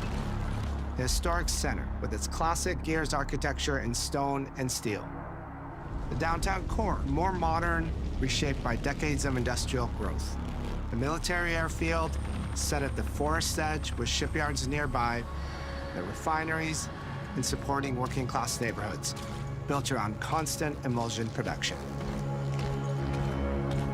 Gears plays best in a city, and Kelowna is the ultimate battlefield. Kelowna's density, tight streets, mixed with open spaces, let us rethink how Gear moves through the world. And it created I like the all that perfect climbing stage and- for greater scale and verticality in combat. Yeah, more verticality. Our soldiers are basically giant tanks in armor. They slam into cars, weaving through hails of bullets. Good sound design. Yep. And we wanted to keep that heaviness, but add more fluidity to how you move through the battlefield. Cover is life in Gears. Wow. Car kind of We vibrates. completely rebuilt our movement and cover systems, with smoother transitions and a bigger range of cover heights and shapes, including new low ground cover. Ooh, This all ooh. allows us to create more complex and organic feeling spaces I than ever fucking before. love that From shit. Sprint, you can now slide, which lets you quickly get Oh, under objects, fuck slide yes, around bro. corners, or transition more smoothly into cover from a run. And we added the ability to jump, which really opened up this citywide battleground. Okay, We get to yeah. play with Yeah, more I'm in. verticality, I'm fucking climbing in. walls and vehicles, or clearing gaps in crumbling buildings to reach new flanking routes. I'm fucking in. At the heart of our gameplay is still that great Gears combat puzzle. Captain Corndog says, "I wish this did enough to convince me to get a box." I'm in the minority. I'm a Tactical fucking weapon idiot. Don't buy an Xbox for 2 games. And your ability to read and move through the arena. But now you have more choice than ever.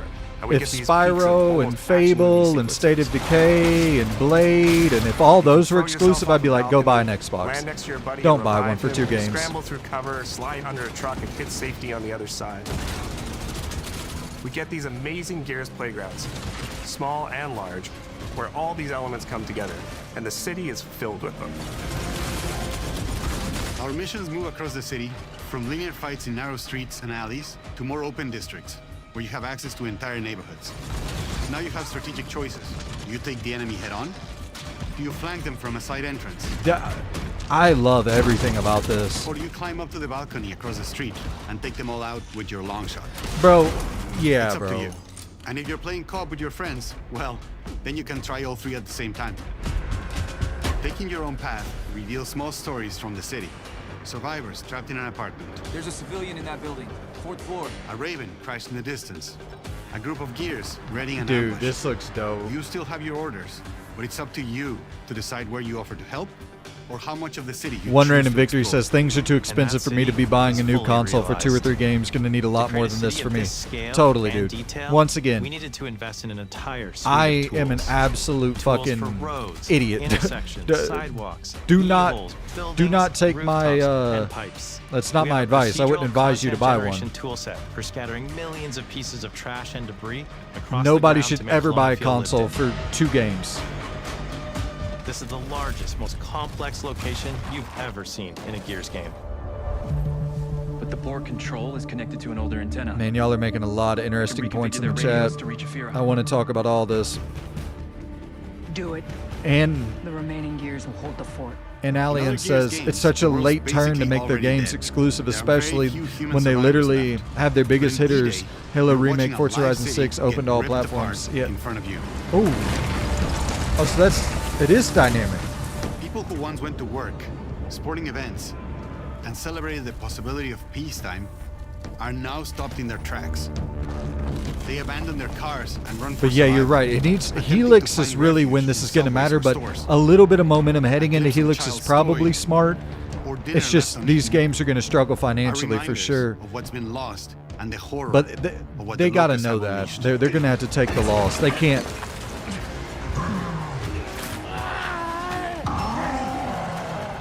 They can't Experience the expect to Locust sell decimation series at consoles. This is scales all in just E-Day PR, through I our assume. Customized destruction technology. E-holes are back, unleashing waves of enemies from under your feet at any moment. I think this is just a way to message that they're stepping a little bit harder with Getting Helix. to use E-holes again Hopefully. as a spawn mechanic is brilliant. Locusts can come out of the ground anywhere. You can toss a grenade in to close them up. Just adds this great tactical layer to encounters. But you'll also encounter massive sinkholes that'll pull down vehicles and entire buildings. And no amount of detail is too small, as micro-destruction goes beyond what we've ever done before with chippable cover across a range of materials. Captain Corndog says it's hard to trust this or Clockwork won't go to PS down the line until they really prove they are all in on Destroyed exclusives. Beauty has Spot long on. been a visual pillar of Spot Gears on. of War, and we finally get to show the before, making the after hit that much harder. Oh wow. You'll recognize a neighborhood that was once intact is now completely destroyed. Wow. You'll walk through city streets filled with smoke and fire, and it feels completely different from how you first experienced it. You start getting this real feeling of the city's a character, and it's really under attack.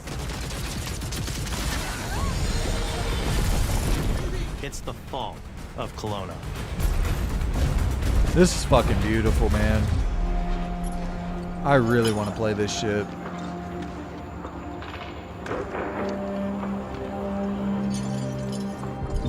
E-Day is an intentionally intimate story. There's this colossal event going on in the plot, but the actual characters and the journey they go on is where you get to explore themes of burden, of loss, and of loyalty.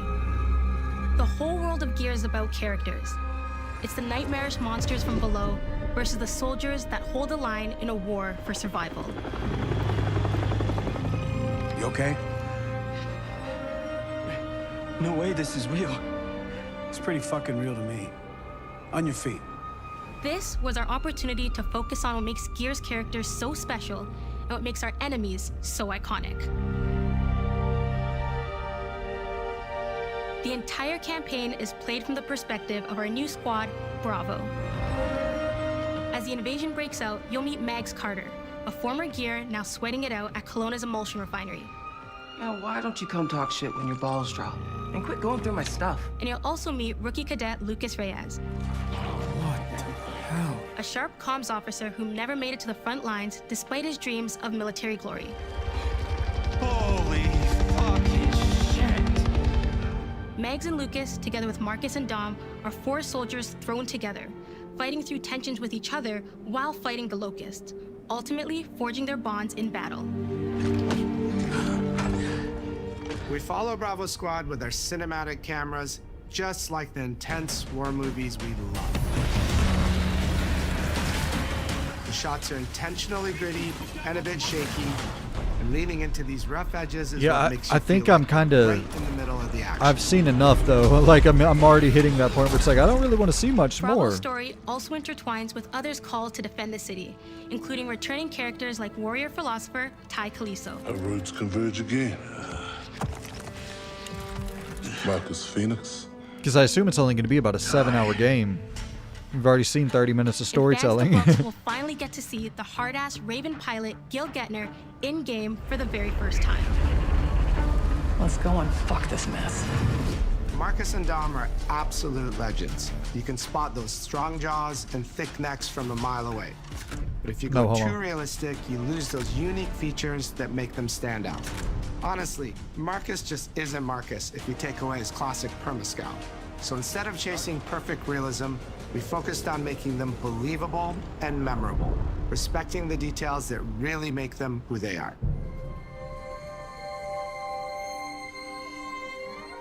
Material and character fidelity in Gears of War E-Day far surpasses anything we've been able to achieve before.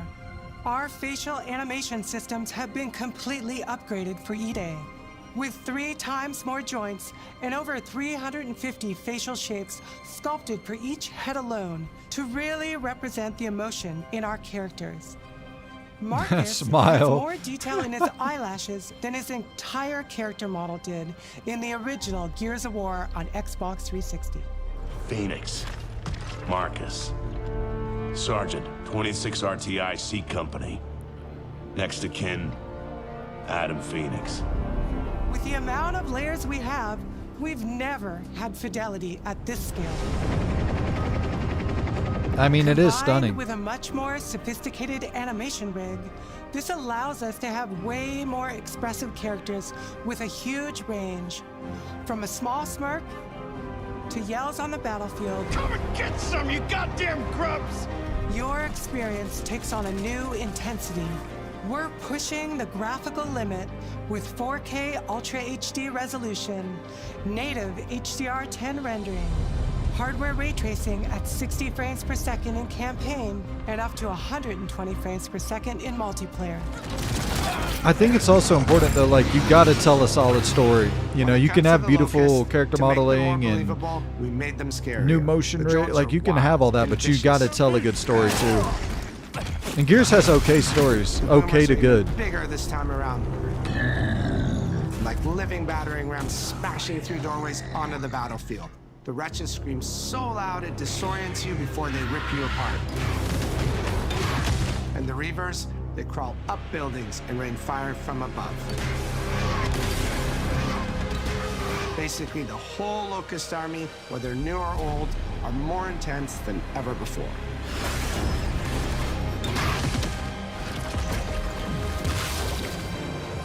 So what now, Marcus? We save everyone we can.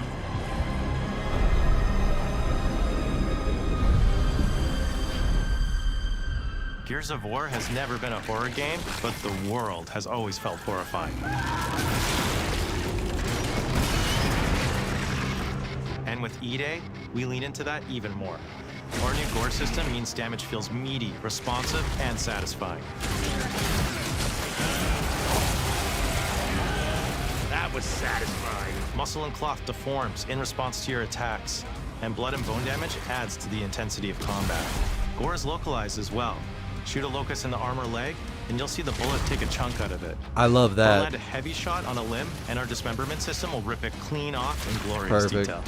That's not new though, I don't think, but The Gnasher is regardless. going to get you the most satisfying shots, covering you in blood, or pop heads from afar with the long shot.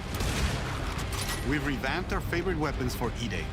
And of course, we also have some fun new ones for even more brutal ways to tear your enemies apart. The new Gut Puncher grenade launcher is a COG weapon that fires armor-piercing explosive rounds. Quick fire a round to let it explode, or hold the trigger to control when it detonates. That means you can place a well-timed explosion behind an enemy protected by cover, or with practice, master its long-range eco closing potential. I feel like this only really needed about 10 minutes. Incinerator is our new shotgun. You know? You can see the emulsion literally melt the skin off an enemy's body. Before, you'd probably get into a grapple if an enemy came charging at you. Now, you feel the power of getting to incinerate them when they get close. And of course, the Lancer.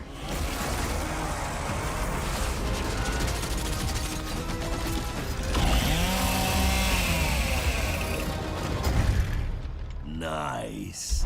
The creation of the Chainsaw Nice. Lancer is another origin story from lore that we wanted to show in E-Day. From the moment that Ty grabbed that chainsaw to rip through a locust at the Superstore, to a prototype kit bash on the front lines of the invasion, all to deliver on that gratifying moment when you finally get to slice a grub in two.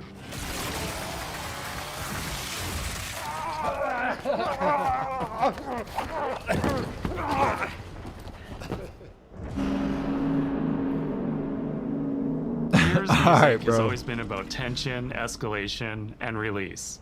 When a fight kicks off, the music hits hard. It tightens as things get more dangerous. And when you've dropped the last enemy, Certain you hear games that really familiar can't big justify ringing roar. 30-minute extended showcases. For No offense E-Day, to we Gears, kept that but structure, but made the sound harsher. I guess offense to Together Gears. with our composer Adam Lastica, we built the score to match a world on the verge of collapse. The electric guitar returns alongside classical instruments, but both are pushed into uncomfortable territory.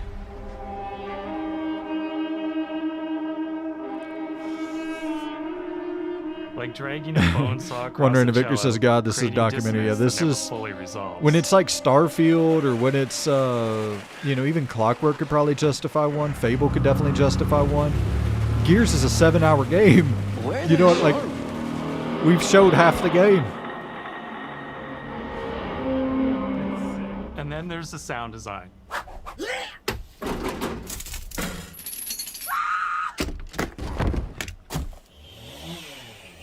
All chainsaws have voices. When it came to the sound for our Proto Lancer, it was important to us to track down the exact make and model that was recorded back in 2006 and rebuild it from the ground up using our new sound effects system. Shit is This awesome chainsaw from has an a 14-inch artistic blade standpoint. with that signature meaty yet intimate sound, and when it revs, you can hear all the gnarly details. In terms of how you'll experience Kelowna, I always think about our acoustic system like this. I'm walking down a street and I hear Dan the Mall sound says overall reflecting I'd give the off show a walls around B. me. Then I Only step 2 into an brand new alley, announcements and I'm hyped everything for. immediately tightens. Maybe also P6, but strong showings of previously announced games. I come back out into a wide space Yeah. and the sound opens Not- up again. not a bad show. Almost like a cathedral. Loon says, as a whole, the showcase was fine when looking through the lenses of And multi-platform it's not thing, just those spaces, but really it's the poor transitions for between them where the magic 25th really anniversary. happens. That's where things feel alive. Yeah. That's acoustics in real time. Yeah, it's just not a needle mover. It's a heavy world. It's a fine show. It's just not a needle mover. And what better way to experience his dread and tension than through the music and sound that surrounds you? No other game does the squad like Gears does. Our themes, our gameplay, and our modes, they all revolve around this core element. But it's not just about the brotherhood that you experience in the stories. It's also about the bonds you create with your friends. Co-op has always been a J-Dub part says, of I our got DNA. scared when And Clockwork like said every great Xbox Gears console game, you can bring your exclusive. own squad to this. It's still coming to PC too. Campaign, Fortunately, I was all sweating a 4 bit there. characters are Oh playable yeah, from all the of this start. coming to And we PC support without a 4-player doubt. online co-op and 2-player split screen on console. Dan says, In I'm mostly Versus, our disappointed in the sweaty strategy. squad-based Seems like PvP is Xbox still back. doesn't know what they want to With a be. collection of 4v4 Yeah, they have no modes fucking and idea. all new maps set in locations in and around the war-torn Better city figure it of out before Kelowna. Helix. We've combined classic 2 Gears exclusive symmetrical games aren't going to PvP sell map a design aren't going with to new sell a traversal $1,000 console. opportunities. You'll put your skill to the test alongside a seasonal roadmap of killer content, almost all of which you can just earn by playing the game, completing in-game challenges, events, and achievements. And today, One random we're Victor says excited to apparently they're announce saying the this game and dynamic new Clockwork are not going to be evolution of timed Gears' exclusives. iconic PvE mode, Horde Siege. Hey, I guess I'm The going to buy one of 12-player these mode where all fucking 3 things. I mean, you squads can get one fight off alongside each Facebook other Marketplace to for battle the $300 Locust bucks. Invasion and defend Kelowna across a range of city-based maps. We'll have more to share soon, and we hope you join us for our open beta weekends later this summer. We good? Sergeant Phoenix? Guess we're back to it. Yeah, I want to talk through all this with y'all before I do my review. It's an interesting show.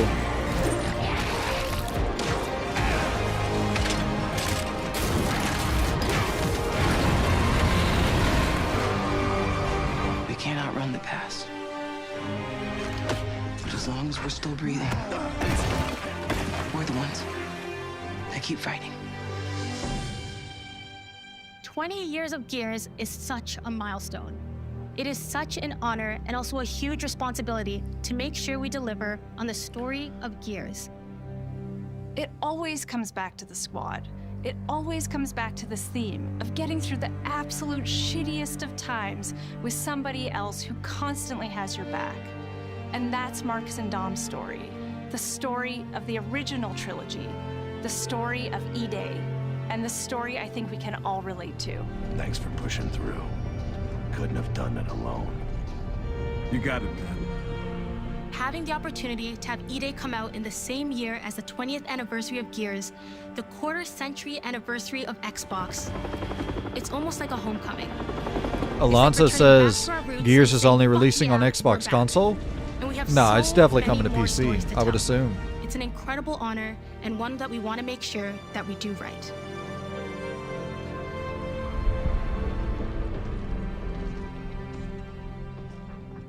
Ty. What a nightmare. Untouched by nearly 80 years of war. Destroyed in 2 nights. For us, the heart of Gears has always been about the bonds you make in the darkest of times. Inside the studio, we rally around a simple phrase: never fight alone. It guides how we build If it's our not stories, coming to PC, our let me know. gameplay, I gotta and our definitely world. write that down. It's how we work as a That would team be and the fucking commitment we make to really you, interesting. our fans. Everything comes back to that important idea of sharing life's experiences, the highs and lows, together. And E-Day is the best expression of never fight alone that we've ever made. Whether you'll be picking up a Lancer for the first time ever, or you're as battle-hardened as Marcus Phoenix, there's always a place for you in the Gears squad when Emergence begins on October 6th. October 6th. Good day. Give GTA room to breathe. All right. October 6th. That's a really good date. That's really, really solid. Not at all in the blast radius of Grand Theft Auto. Plus, it's only a 7-hour game, so...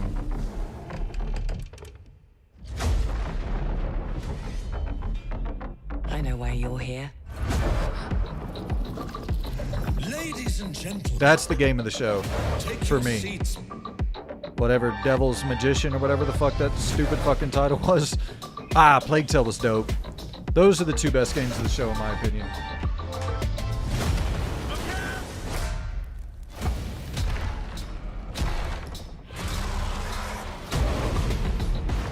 the council has chosen. New Weapon and Doom look good. Yeah, it'll be on. Alonso's saying it'll be on PC as well. Yeah. So that's good, man. I'll wait for this to roll. I'm assuming we're not gonna get anything crazy. It's a one last thing. Here's Elder Scrolls 6 teaser part 2.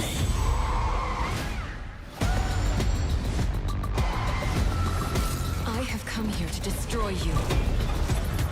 Start kind of just winding the audio down on that. We'll keep it rolling, but what are y'all thinking, chat? 1 to 10. What are you thinking for that score? A to D, A to F?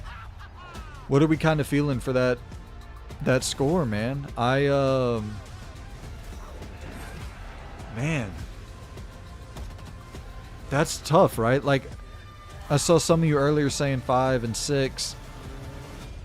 Saw some 7s in there. I think it's definitely somewhere within that 5 to 7 range. Not a great show, not an awful show. I think, as Dan Mall said earlier, I think I'm more disappointed just in their very, very bizarre messaging, inability to message properly. I think that's more so, you know, my concern than anything. Soxalax says 7, 5 for Alonzo, 5.5 for Justin Plays. Yeah, a lot of 5s. 6.5 for Captain Corndog. Wondering if Victory says sticking with 6.5. Yeah, man. Yeah. Huh. It's a tough show. It's a tough show. Man, oh man. Like, my brain is really... Loon says messaging 4 out of 10, announcement 7 out of 10. Jack says an 8. So this is a split audience here, which is really interesting. I think I'm kind of in y'all's camp in that 6 range, 6 to 7 range. I don't think I go up to 8. I don't think I'm anywhere in that B camp. But Crazy Taxi was cool. Yeah, Crazy Taxi, announcement of the show. Okay, I want to get my thoughts together before I do the review, so I guess we're going to test out the thoughts here. I think Asha Sharma has such an uphill battle to fight in terms of Phil Spencer destroyed that brand to a degree of, like, how do you even come back from all of the shit he created? You create Game Pass, which is being subsidized by PlayStation and Nintendo and PC, and now the audience is expecting Asha to reverse course and put the games back only on Xbox and PC, despite Game Pass still existing and cutting into the sales. And so she's looking at all this data and all the revenue and being like, what the fuck? How are we supposed to, like, how do I keep our audience happy? I mean, we have 30 million subscribers in Game Pass. It's 70% short of the goal, but it's still 30 fucking million people paying us. You know, we're making $4-5 billion a year. Like, we don't want to completely kill that off. That's a reliable form of income. But we have to kill that off if we're going to exclusives. And we also have to get an audience of 70, 80, 90 million people to buy our console. So, like, do we really commit heavily this generation when the console is, you know, it's already, this generation's a wrap. Like, you're not going to reverse course this generation. So do you prepare for next generation? Do you kind of just start drip feeding the marketing, the messaging of like, hey, we're returning back to exclusivity, but we're doing it slowly? Does that work? I don't know. I think that this is a showcase of like, listen, the last leadership fucked me and left me with just the worst pile of dog shit to clean up. And I can't do it in one showcase. Like, I think that's kind of the feeling I get of a brand that has been desecrated and destroyed. And everybody's kind of hoping, wishing, waiting for this new regime, this new leadership team to fix it like that. And it's such a mess that you can't fix instantly. You know what I mean? And so, yeah, you it's going to take time for this.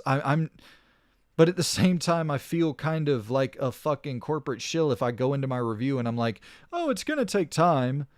It's going to take time for Asha to get this right. It's like, well,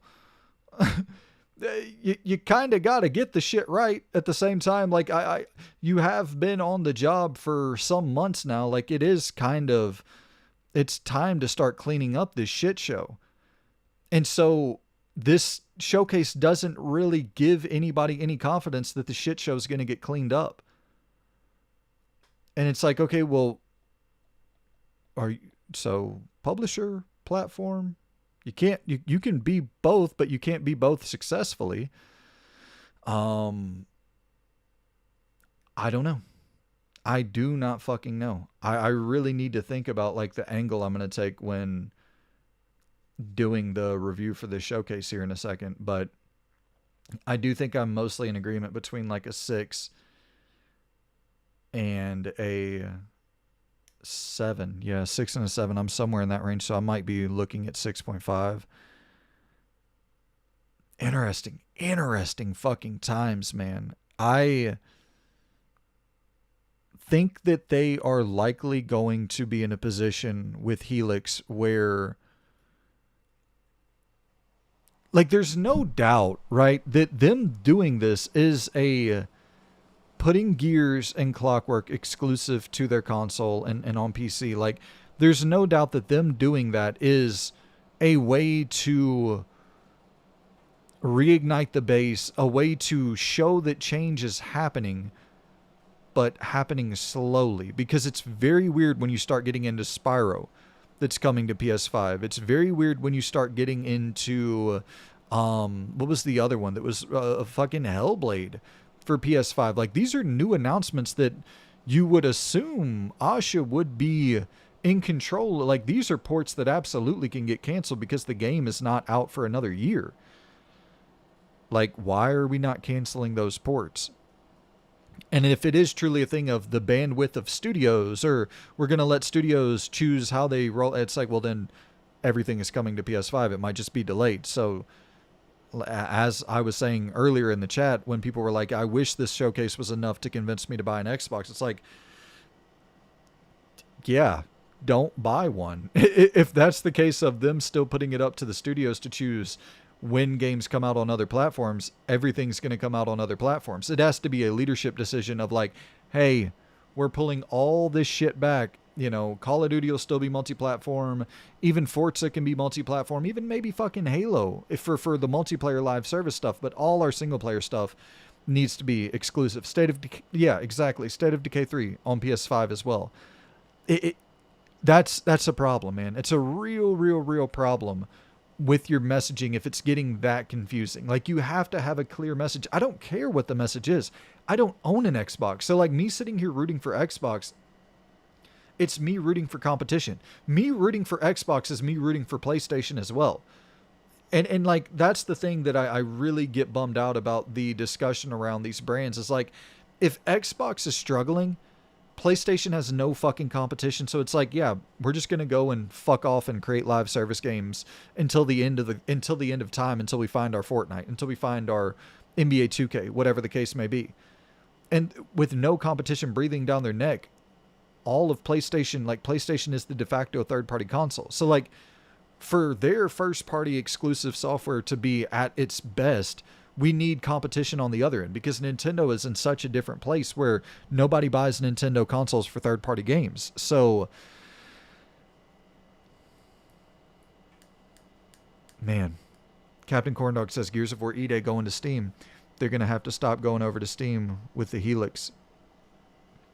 Right, because if you can access Steam through the Helix, nobody's going to buy games on your storefront, and you're talking about losing a 30% cut of each first-party transaction and losing 100% of a cut from third-party sales. Fucking interesting, bro. It's interesting times, and like the thing about this is, this showcase in a weird way makes things more compelling. And I hate to say that, because I understand you guys, Dan and Loon, and I see Jack right here as mainly an Xbox guy. I understand that you main Xbox guys, y'all want clear messaging, and I do too. But as as somebody commentating on the industry, like, this showcase is kind of fucking fascinating to me, because now I'm having to dissect multiple different business strategies that you are rolling out simultaneously and rolling back simultaneously, but also running with simultaneously old strategies, but killing some of those and reviving like ultra old 2001 strategy. Like, it's just here and a little bit of this and a little bit of that. And it's like, I don't really know where they're going. So predicting where they're fucking going to end up is going to be fun, but I don't know that that's necessarily what's going to be beneficial for the actual Xbox console business. We probably need to have some clear messaging before we get to Helix. We definitely need to have very, very clear messaging before we get to Helix. So, guys, very, I was going to say very illuminating, very insightful show, but I don't know if I really come away from this show with any more understanding of the future of that brand than I had before going into it, which is compelling as a content creator to try to psychoanalyze this shit. Jack here says, I mainly play on Xbox, so it was a good show for me. Fable, more serious tone, sold me more than the dev direct. Yeah, the more serious tone with Fable is a highlight. I actually need to write that down when I talk about the show in the review, because that, I don't really like the brand of humor with Fable all that much. Or more serious Fable. I don't like the Office style brand of humor, like the cuts and the deadpan and like the lingering on a joke for an obsessively long period of time. Like, I think it's, The Office has some really solid fucking, there's some episodes that are really, really funny, but this actually showing that there was some urgency and something going on narratively to hook you in, that was very, that was important for me as well. Dan Mall says, for sure, Fable's best showing. Yeah, without a doubt. Looked stable, frame rate looked better, world building, environmental design, everything about Fable looked great. Gears looks amazing. Clockwork looks amazing. A lot of great looking games, or a few great looking games being shown off. State of Decay 3 still looks like it has some State of Decay jank in it, but gameplay does look cleaned up a bit. Yeah, I'm gonna go through it. Not seeing Blade is a bummer. I really would have liked to have seen Blade. Of course, really would have liked to have seen Elder Scrolls. Nothing at all from Fallout, other than 76. No New Vegas, no remaster. Nothing from Tony Hawk. Nothing from, the new StarCraft first-person shooter or third-person shooter, whichever direction they're going in. A lot of missing things that I thought, Machine Games, that they just put out Indiana Jones. We can give them a little bit of a break, but yeah. Setting up for a really good show next year, which is important. Don't blow your load. You have a good... Jesus Christ. I don't know how to transition from that. I was going to say you have a good sized load to blow for this show, which they did. They had a good chunk of announcements, but it's like save some of that for next year to really, really, because next year's going to be the more important one. You're not going to shift the tide in terms of console sales, in terms of getting people back into your ecosystem with the series consoles. Like, it's over. But next year is really, really important whenever you're about to launch a new thing. And then it's like Fallout New Vegas 2 and Elder Scrolls 6 and Blade and boom and boom and boom. So saving that stuff up. Wolfenstein 3, saving some of that stuff up. Project Dragon from IO, if they're still partnering on that. One Random Victory says, oh, the lady in Fable is Peggy Carter from the Marvel. Oh, cool. So, okay. Capsule lady. Dope. Xbox has the content for a strong platform. They need to come up with a strategy and stick to it for an entire generation. None of the constant change. Yes, exactly. You got to stick to a plan. Your plan can't be your plan. Like, what did Asha say? The plan is the plan until the plan's not the plan. And it's like, well, how about you get in there and you figure out a plan and we stick to it for like 6 years and see what happens. 7 years, see what happens. Times are changing. You see PlayStation pivoting away from PC and needing to establish a real strong identity because of, yes, like, no doubt about it. Even as Asha was saying in that Bloomberg interview, like, they're working right now to innovate and create hardware that is affordable for the next generation. And she pretty much confirmed, she didn't confirm. She was very, very reluctant to commit to any idea that next generation is going to be more expensive than the hardware is right now. But she was like, we have to be very, very innovative and very forward thinking to figure out how we're going to have a console come out that is $700-800. You know what I mean? And it's definitely not going to be with a ultra beefy, super powered PC unless they're taking a significant loss on it. And so, yeah, she's in a tough spot, man. I really feel for her. I really genuinely do, because I think she actually does get it, but she just has a legit mess to clean up. Like, when she said at that Bloomberg interview that we cannot have a platform without exclusivity, like, she straight up said it. We have to have exclusive content and services to have a healthy platform. And she understands this shit in a way that, like, Phil Spencer is a lifelong gamer, yada yada yada, but she understands business.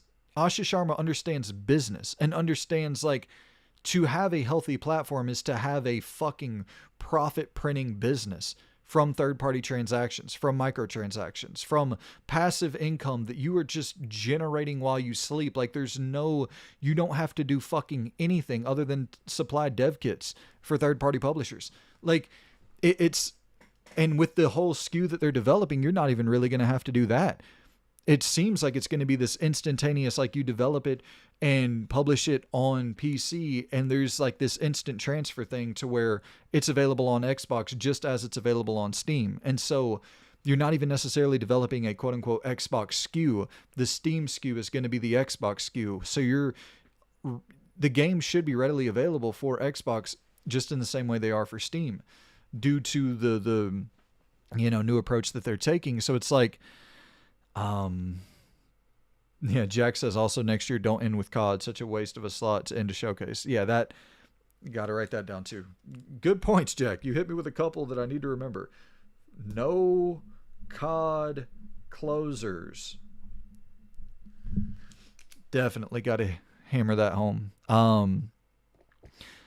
Yeah, listen, guys, I would love to sit here right now and say to you that I feel confident about the future of this business. I feel more confident about it now because you also have to take into consideration, I think a lot of these changes that were made to Gears of War and to Clockwork were last minute of probably Asha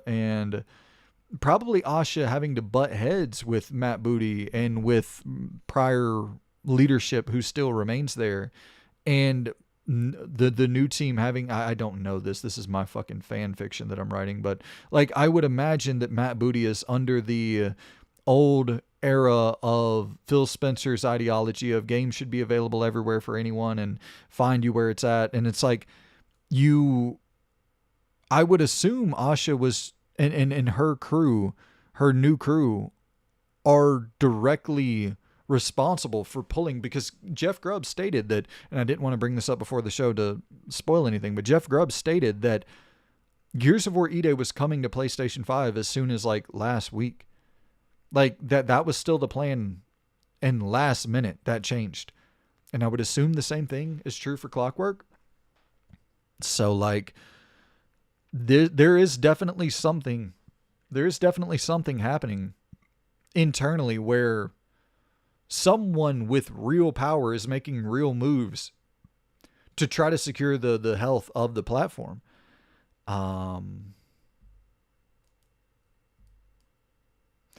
Yeah, Damal says COD closing was such nonsense. It's like they don't want to learn. Yeah.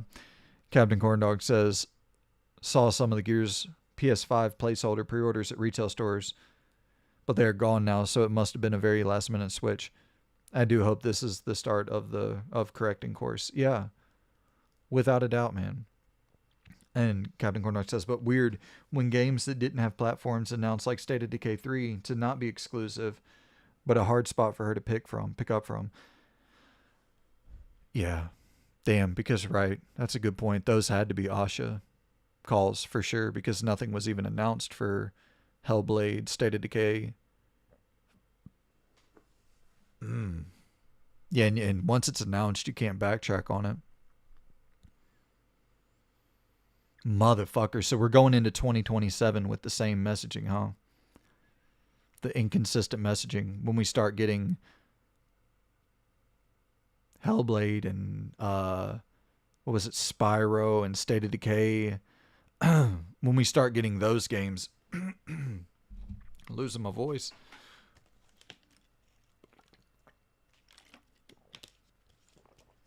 When we start getting those games for PS5, it's like the whole entire conversation restarts, and like not having a clear direction, that whole entire thing restarts. Yeah, I don't know what you do. I don't know what you do in regards to that, because you can't have your cake and eat it too. And if anything, a game like Hellblade, a game like State of Decay, you can make the argument because of the multiplayer component, but a game like Hellblade should be exclusive. There's no reason to put that on PS5. It's not going to sell anywhere you put it. So Jack says, yeah, State of Decay 3 being PlayStation is a mistake. That game could have been a good exclusive seller. Yeah. Yeah, and you can make the argument that State of Decay can be multi-platform because it's multiplayer, but it doesn't bode well for the health and the future of your brand unless you have a message. You know what I mean? Like, if you get out there and you say, okay, hey, all multiplayer, multi-platform, all single player, Xbox exclusive, at least we know what the business is going forward. But D Ziller, appreciate the membership, my guy. He says, how are we feeling about that Fable trailer? Yeah, the best Fable trailer that we've seen so far, without the, quippy humor and all that, and just having like a real focused trailer with solid writing, solid urgency, solid hooks to get people invested, and that was a really, really good trailer. The best trailer they've had. The environment design, art design was incredible. I love that trailer. Really, really solid trailer. Couple solid trailers. Gears, the cover system, love that shit. Lying down, going prone, sliding under vans and shit. 18-wheelers, like, yeah. There's some good shit in there. Plague Tale looks amazing. The devil, fucking magician's devil tail, whatever. That's a bad name. Dope looking game though. Well, shit, guys. Do y'all have any last second thoughts you want to jot down? I'm about to hop on out of here, record my overall review, and I'll get the timestamps up and available for you all before I do that for this show for anyone to tune in. And yeah, Brad McMichael says, always good to see new games, man. That's the thing, right? Like at the end of the day, I have a lot of thoughts about the business side of things and a lot of thoughts about the health of the platform and the console business and how these things are going to coexist. Can these things coexist? And you know, all of these different elements. But at the end of the day, we had a quite a few really cool looking games that I'm excited to talk about. I'm excited to play. I'm excited to even just do the review to get hyped about some of this shit with you all. So Jack, my guy, thank you so much for hopping in and becoming a member. Thank y'all so very much. And there is a video available right now. If you just go to the posts on your YouTube membership for my channel, if you go to the post, you'll see a 2-hour full Summer Game Fest. I'm reacting to a bunch of trailers, reacting to that Asha Sharma interview, breaking it down. So that's available right now for anyone who wants to become a member. And I'm also going to be doing another exclusive video this month. Usually I do 1 video a month, but I'm going to be doing 2 this month. So if y'all want to hop in and check that shit out, there's going to be doing my most anticipated games of July. And I often, when I do that video, just kind of ramble about the month, talk about the channel, the health of the channel, the analytics, discuss whatever the fuck's going on in my life, my boring ass life. So there's never much going on, but there's always something to shoot the shit about. Oh, Brian, good fucking... Damn, good shit, y'all. Y'all are on y'all shit. Brian says, did they show OD? No OD. That's another good one, Brian. Damn, good shit, guys. Y'all, this is a really... I'm glad that I stuck around and chatted with y'all for a while. There's a lot of fucking points y'all have made that I completely forgot. Where the hell is OD? OD was announced in, was that 2021? I need to look that up. I'm just going to type 2021 look up before review. When was that announced? That's wild. That's real wild. Jack says, always enjoy your content, brother. Don't comment all the time, but always watching. Dude, that's so wild that you say that, Jack. So the last month I had a pretty decent growth in channel memberships, probably more than I've ever had. And I think like half or maybe even more than half of the people that signed up, I don't think I've ever seen them comment before. And I was like, wow, and I even remember that whenever I first launched the memberships, it's like that is so interesting that because I think I get so caught up in the comments, and I love responding to comments, and I like debating. I like shooting the shit. I like arguing. I like all that. I like just fucking bullshit. I like the interaction is fun to me. Having a community of people to talk games with, even if we're disagreeing about some shit vehemently, I'm like, this is fucking fun. Like, I think not to shit on other content creators, but I think a lot of content creators, how to say this without sounding like an asshole. I think a lot of content creators haven't gone through like a lot of real life hardships and been in like real confrontations and like, you know, had shit go sideways real quick in like very hectic situations. And so you'll see them get real bent out of shape about comments.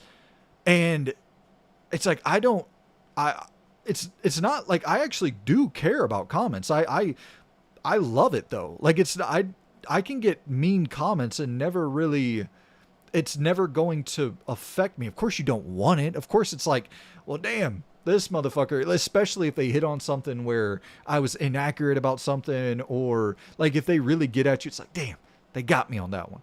But the majority of the time, like I like a good debate. I like a good disagreement. I like a good, so I've never, you know, even whenever I first started in the like first ever negative comment, like it never really affected me all that much. Like I see people talk about comments like it'll destroy their entire day, you know, going through the comments and seeing people be mean. It's like, how the fuck is it actually messing up your day at all?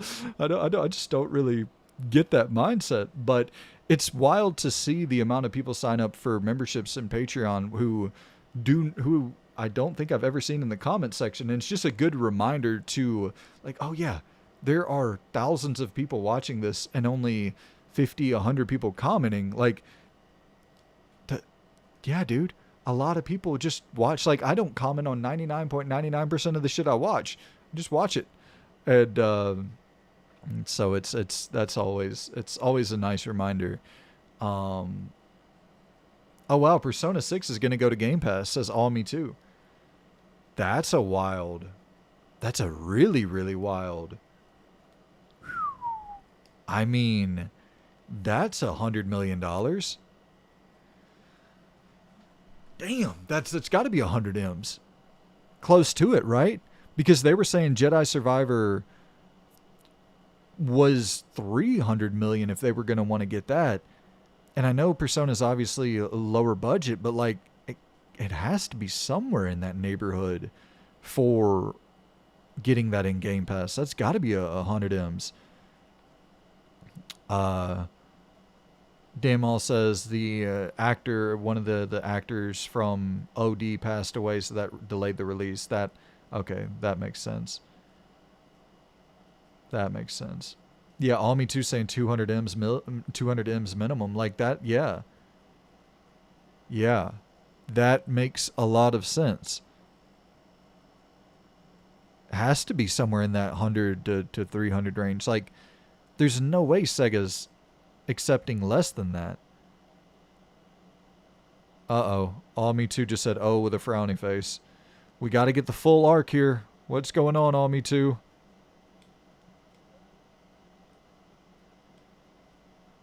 Is there an update here? Gotta hit me with it. Yeah.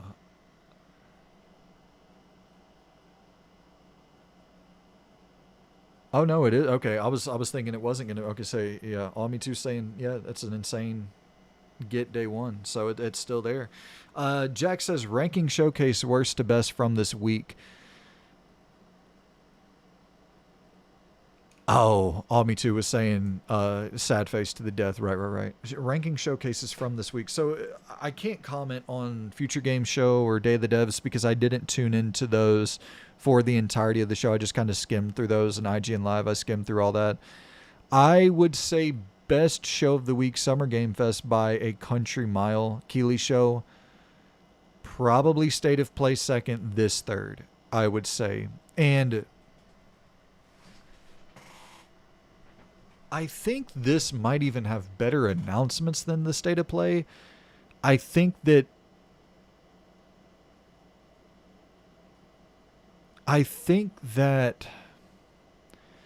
PlayStation didn't really have clear messaging either, though, to be clear. Like, because they were supposed to be removing their games from Steam or no longer putting their games on PC, and they didn't really get that across all that clearly. Although, like, the trailers that followed it up, even though it didn't show that in the actual trailer at the State of Play, where it would say, like, Wolverine happens only on PlayStation 5, or what was the other one? Townfall only happens on PlayStation 5. God of War Lefay only happens on PlayStation 5. And so that's like, okay, but why was that not in the State of Play? So that messaging wasn't really all that clear either.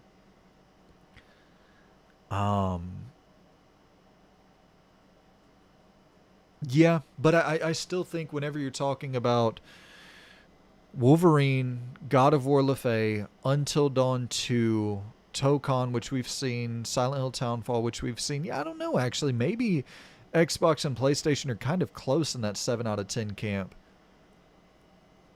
Yeah. Well, hey. All Me Too says very small margin, but Xbox SGF State of Play. Oh, Xbox number 1. Okay. It's going to depend, right? Like, it could be because it seems like you're extremely hyped for the Persona, and like how I am for Code Veronica, with Resident Evil, where my blinders turn on when you start throwing out new Resident Evil announcements. It's like, yeah, whatever the fuck else is there, this is the best show. And so it's like these things are so subjective beyond bias. Like, you can't really come into these with any objectivity. Like, I can say objectively probably not a good idea to end with Call of Duty. Objectively probably not a great plan to have mixed messaging with exclusivity. But, like, other than that, you can't really talk about this show and say anything was, you know, did some games look better than others? Yeah, I guess so. But, like, to me, the best showings were Plague Tale and the Magician's Devil game. And it's like, I don't think most people are going to agree with that, you know, so it's very subjective. Yeah, Ami2 says, Code Veronica sent me. Yeah, that shit sent me through the fucking roof, man. I could not believe it. Well, to be fair, I saw it on Twitter, so I think you can only get so hyped when when looking at something on Twitter, but I remember I saw it on Twitter, and I immediately sent it to Loon's Discord, which probably not great to do that for anybody who's not watching the showcase at that time, but I saw like the opening 2 seconds of the trailer and I was like, oh, no. And I saved it and watched the rest of it when I got back home, and I watched the rest of SGF. I caught the end of the live show and then combed through the beginning, but that's my trailer of the week for sure. Even though there's no real gameplay, there's no real idea of mechanics, new mechanics, but listen, it's Resident Evil. One thing, kind of like RGG, you know what you're going to get. And I just love Code Veronica. I love the lore and storytelling so much in that game. So for that to be kind of the premiere thing of this week for me, and then part 3 with Rebirth, like that looked incredible. You know, SGF had some hitters. SGF had some real fucking hitters. So, all right, guys.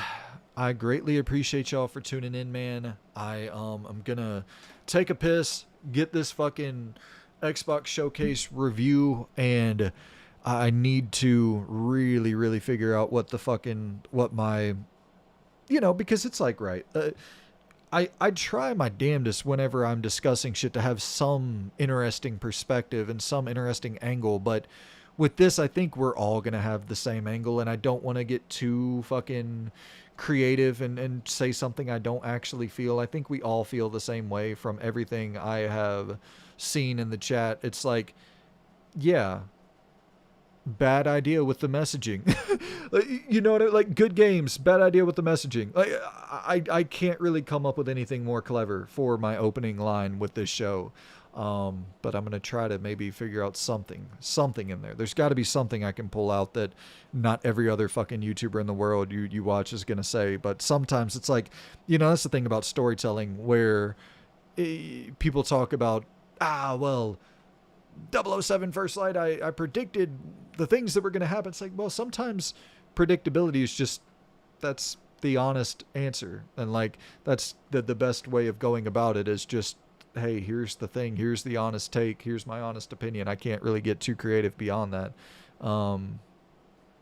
Yeah, so yeah, we definitely need more old Activision IP, Prototype, Marvel Ultimate Alliance, X-Men Legends. Get funky with that shit, man. Tony Hawk Underground 1 and 2 Remaster Collection. Yeah, so Loon says, regardless of platforms and messaging, objectively, we have been rewarded with an immense amount of games from all these showcases. Really great time to game. Without a doubt.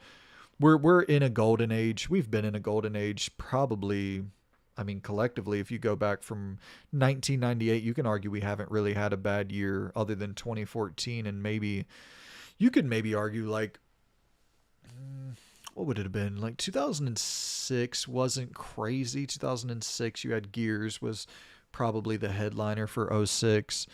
Oblivion was 05, right? Was Oblivion 06? So that would have been the headline. Regardless, like there's been a couple years where it's like, 2021, you know, 2012, but you just, even 2000 is kind of an year. 2000 that's Code Veronica. That's 2000 was a bit on the weaker side to kick off, because that was a PS2 launch year, and the PS2 launch year actually wasn't that great. You're talking about like the Summoner and Midnight Club 1. not the greatest launch lineup of games, but nostalgia will blind the fuck out of me when thinking back to it. Yeah, man, this has been a blast. And then I appreciate y'all. Chat is fucking full. So thank y'all so much for stopping by. This has been really, really fucking fun. I love doing live streams, man. I really do. I just got to get in there and really start fucking with this tech, because I don't want y'all watching 1080p. 1440p fine, but I don't want y'all watching 1080p. Loon says back to triangle strategy for him. Enjoy the rest of your evenings, everyone. Love your locking in these streams though, mate. Great stuff. Yeah, man, I want to do more of them. I just don't really, I don't want to, like, if it's going to be a regularly occurring thing, I don't want to have any of these fucking technical issues that I've been having. I want this shit locked in at 4K or 1440p. So I'm going to figure all that out though. And we'll definitely be back for the Game Awards. And I'll probably, cause one thing I've noticed is when I do private streams and like I try to test everything out privately, maybe there's not like any bandwidth suffocation or whatever. And then like I don't know, but whenever I post it publicly or whenever I go live publicly, that's whenever I start having the drop frames and all of that. So I kind of get into a mindset of like, okay, I finished the live stream privately and I test it for 10, 15, 20, 30 minutes and everything goes fine. No drop frames, anything like that. And so I'm like, all right, great. Going into the actual stream, it should be the same thing, but then it's not. So maybe the next time I'll run a test stream, I'll actually just do it publicly, run it at 4K, run it at 1440p, all that, and see what we're working with. And Jack's playing Watch Dogs 1 right now for the first time. I played Watch Dogs 1 last year. It wasn't my first time, but I replayed it, and Watch Dogs 1 has great atmosphere, great story, kind of bland mechanically, but I actually really enjoy Watch Dogs 1. Ratio says, I was worried Clockwork wouldn't come to PC after the trailer. Thankfully it is. Yeah, they're so established and committed to PC. I think they'll put everything on PC for forever. It seems like she's trying to get kind of competitive with Steam the way she's talking. Like she says she's wanting to be the #1 PC storefront and shit like that. So, hi guys, greatly appreciate y'all, man. And I'm gonna go ahead and hop on out of here and grab me another water. Think about some opening tagline for this review, and yeah. Greatly appreciate y'all, and I'll see you good people in the next episode. Thank you for stopping by, and yeah, man, I'll post that review. That'll be up within the next few hours, so, and I'll get this time stamped for everyone. So appreciate y'all, and I'll see you good people in the next episode.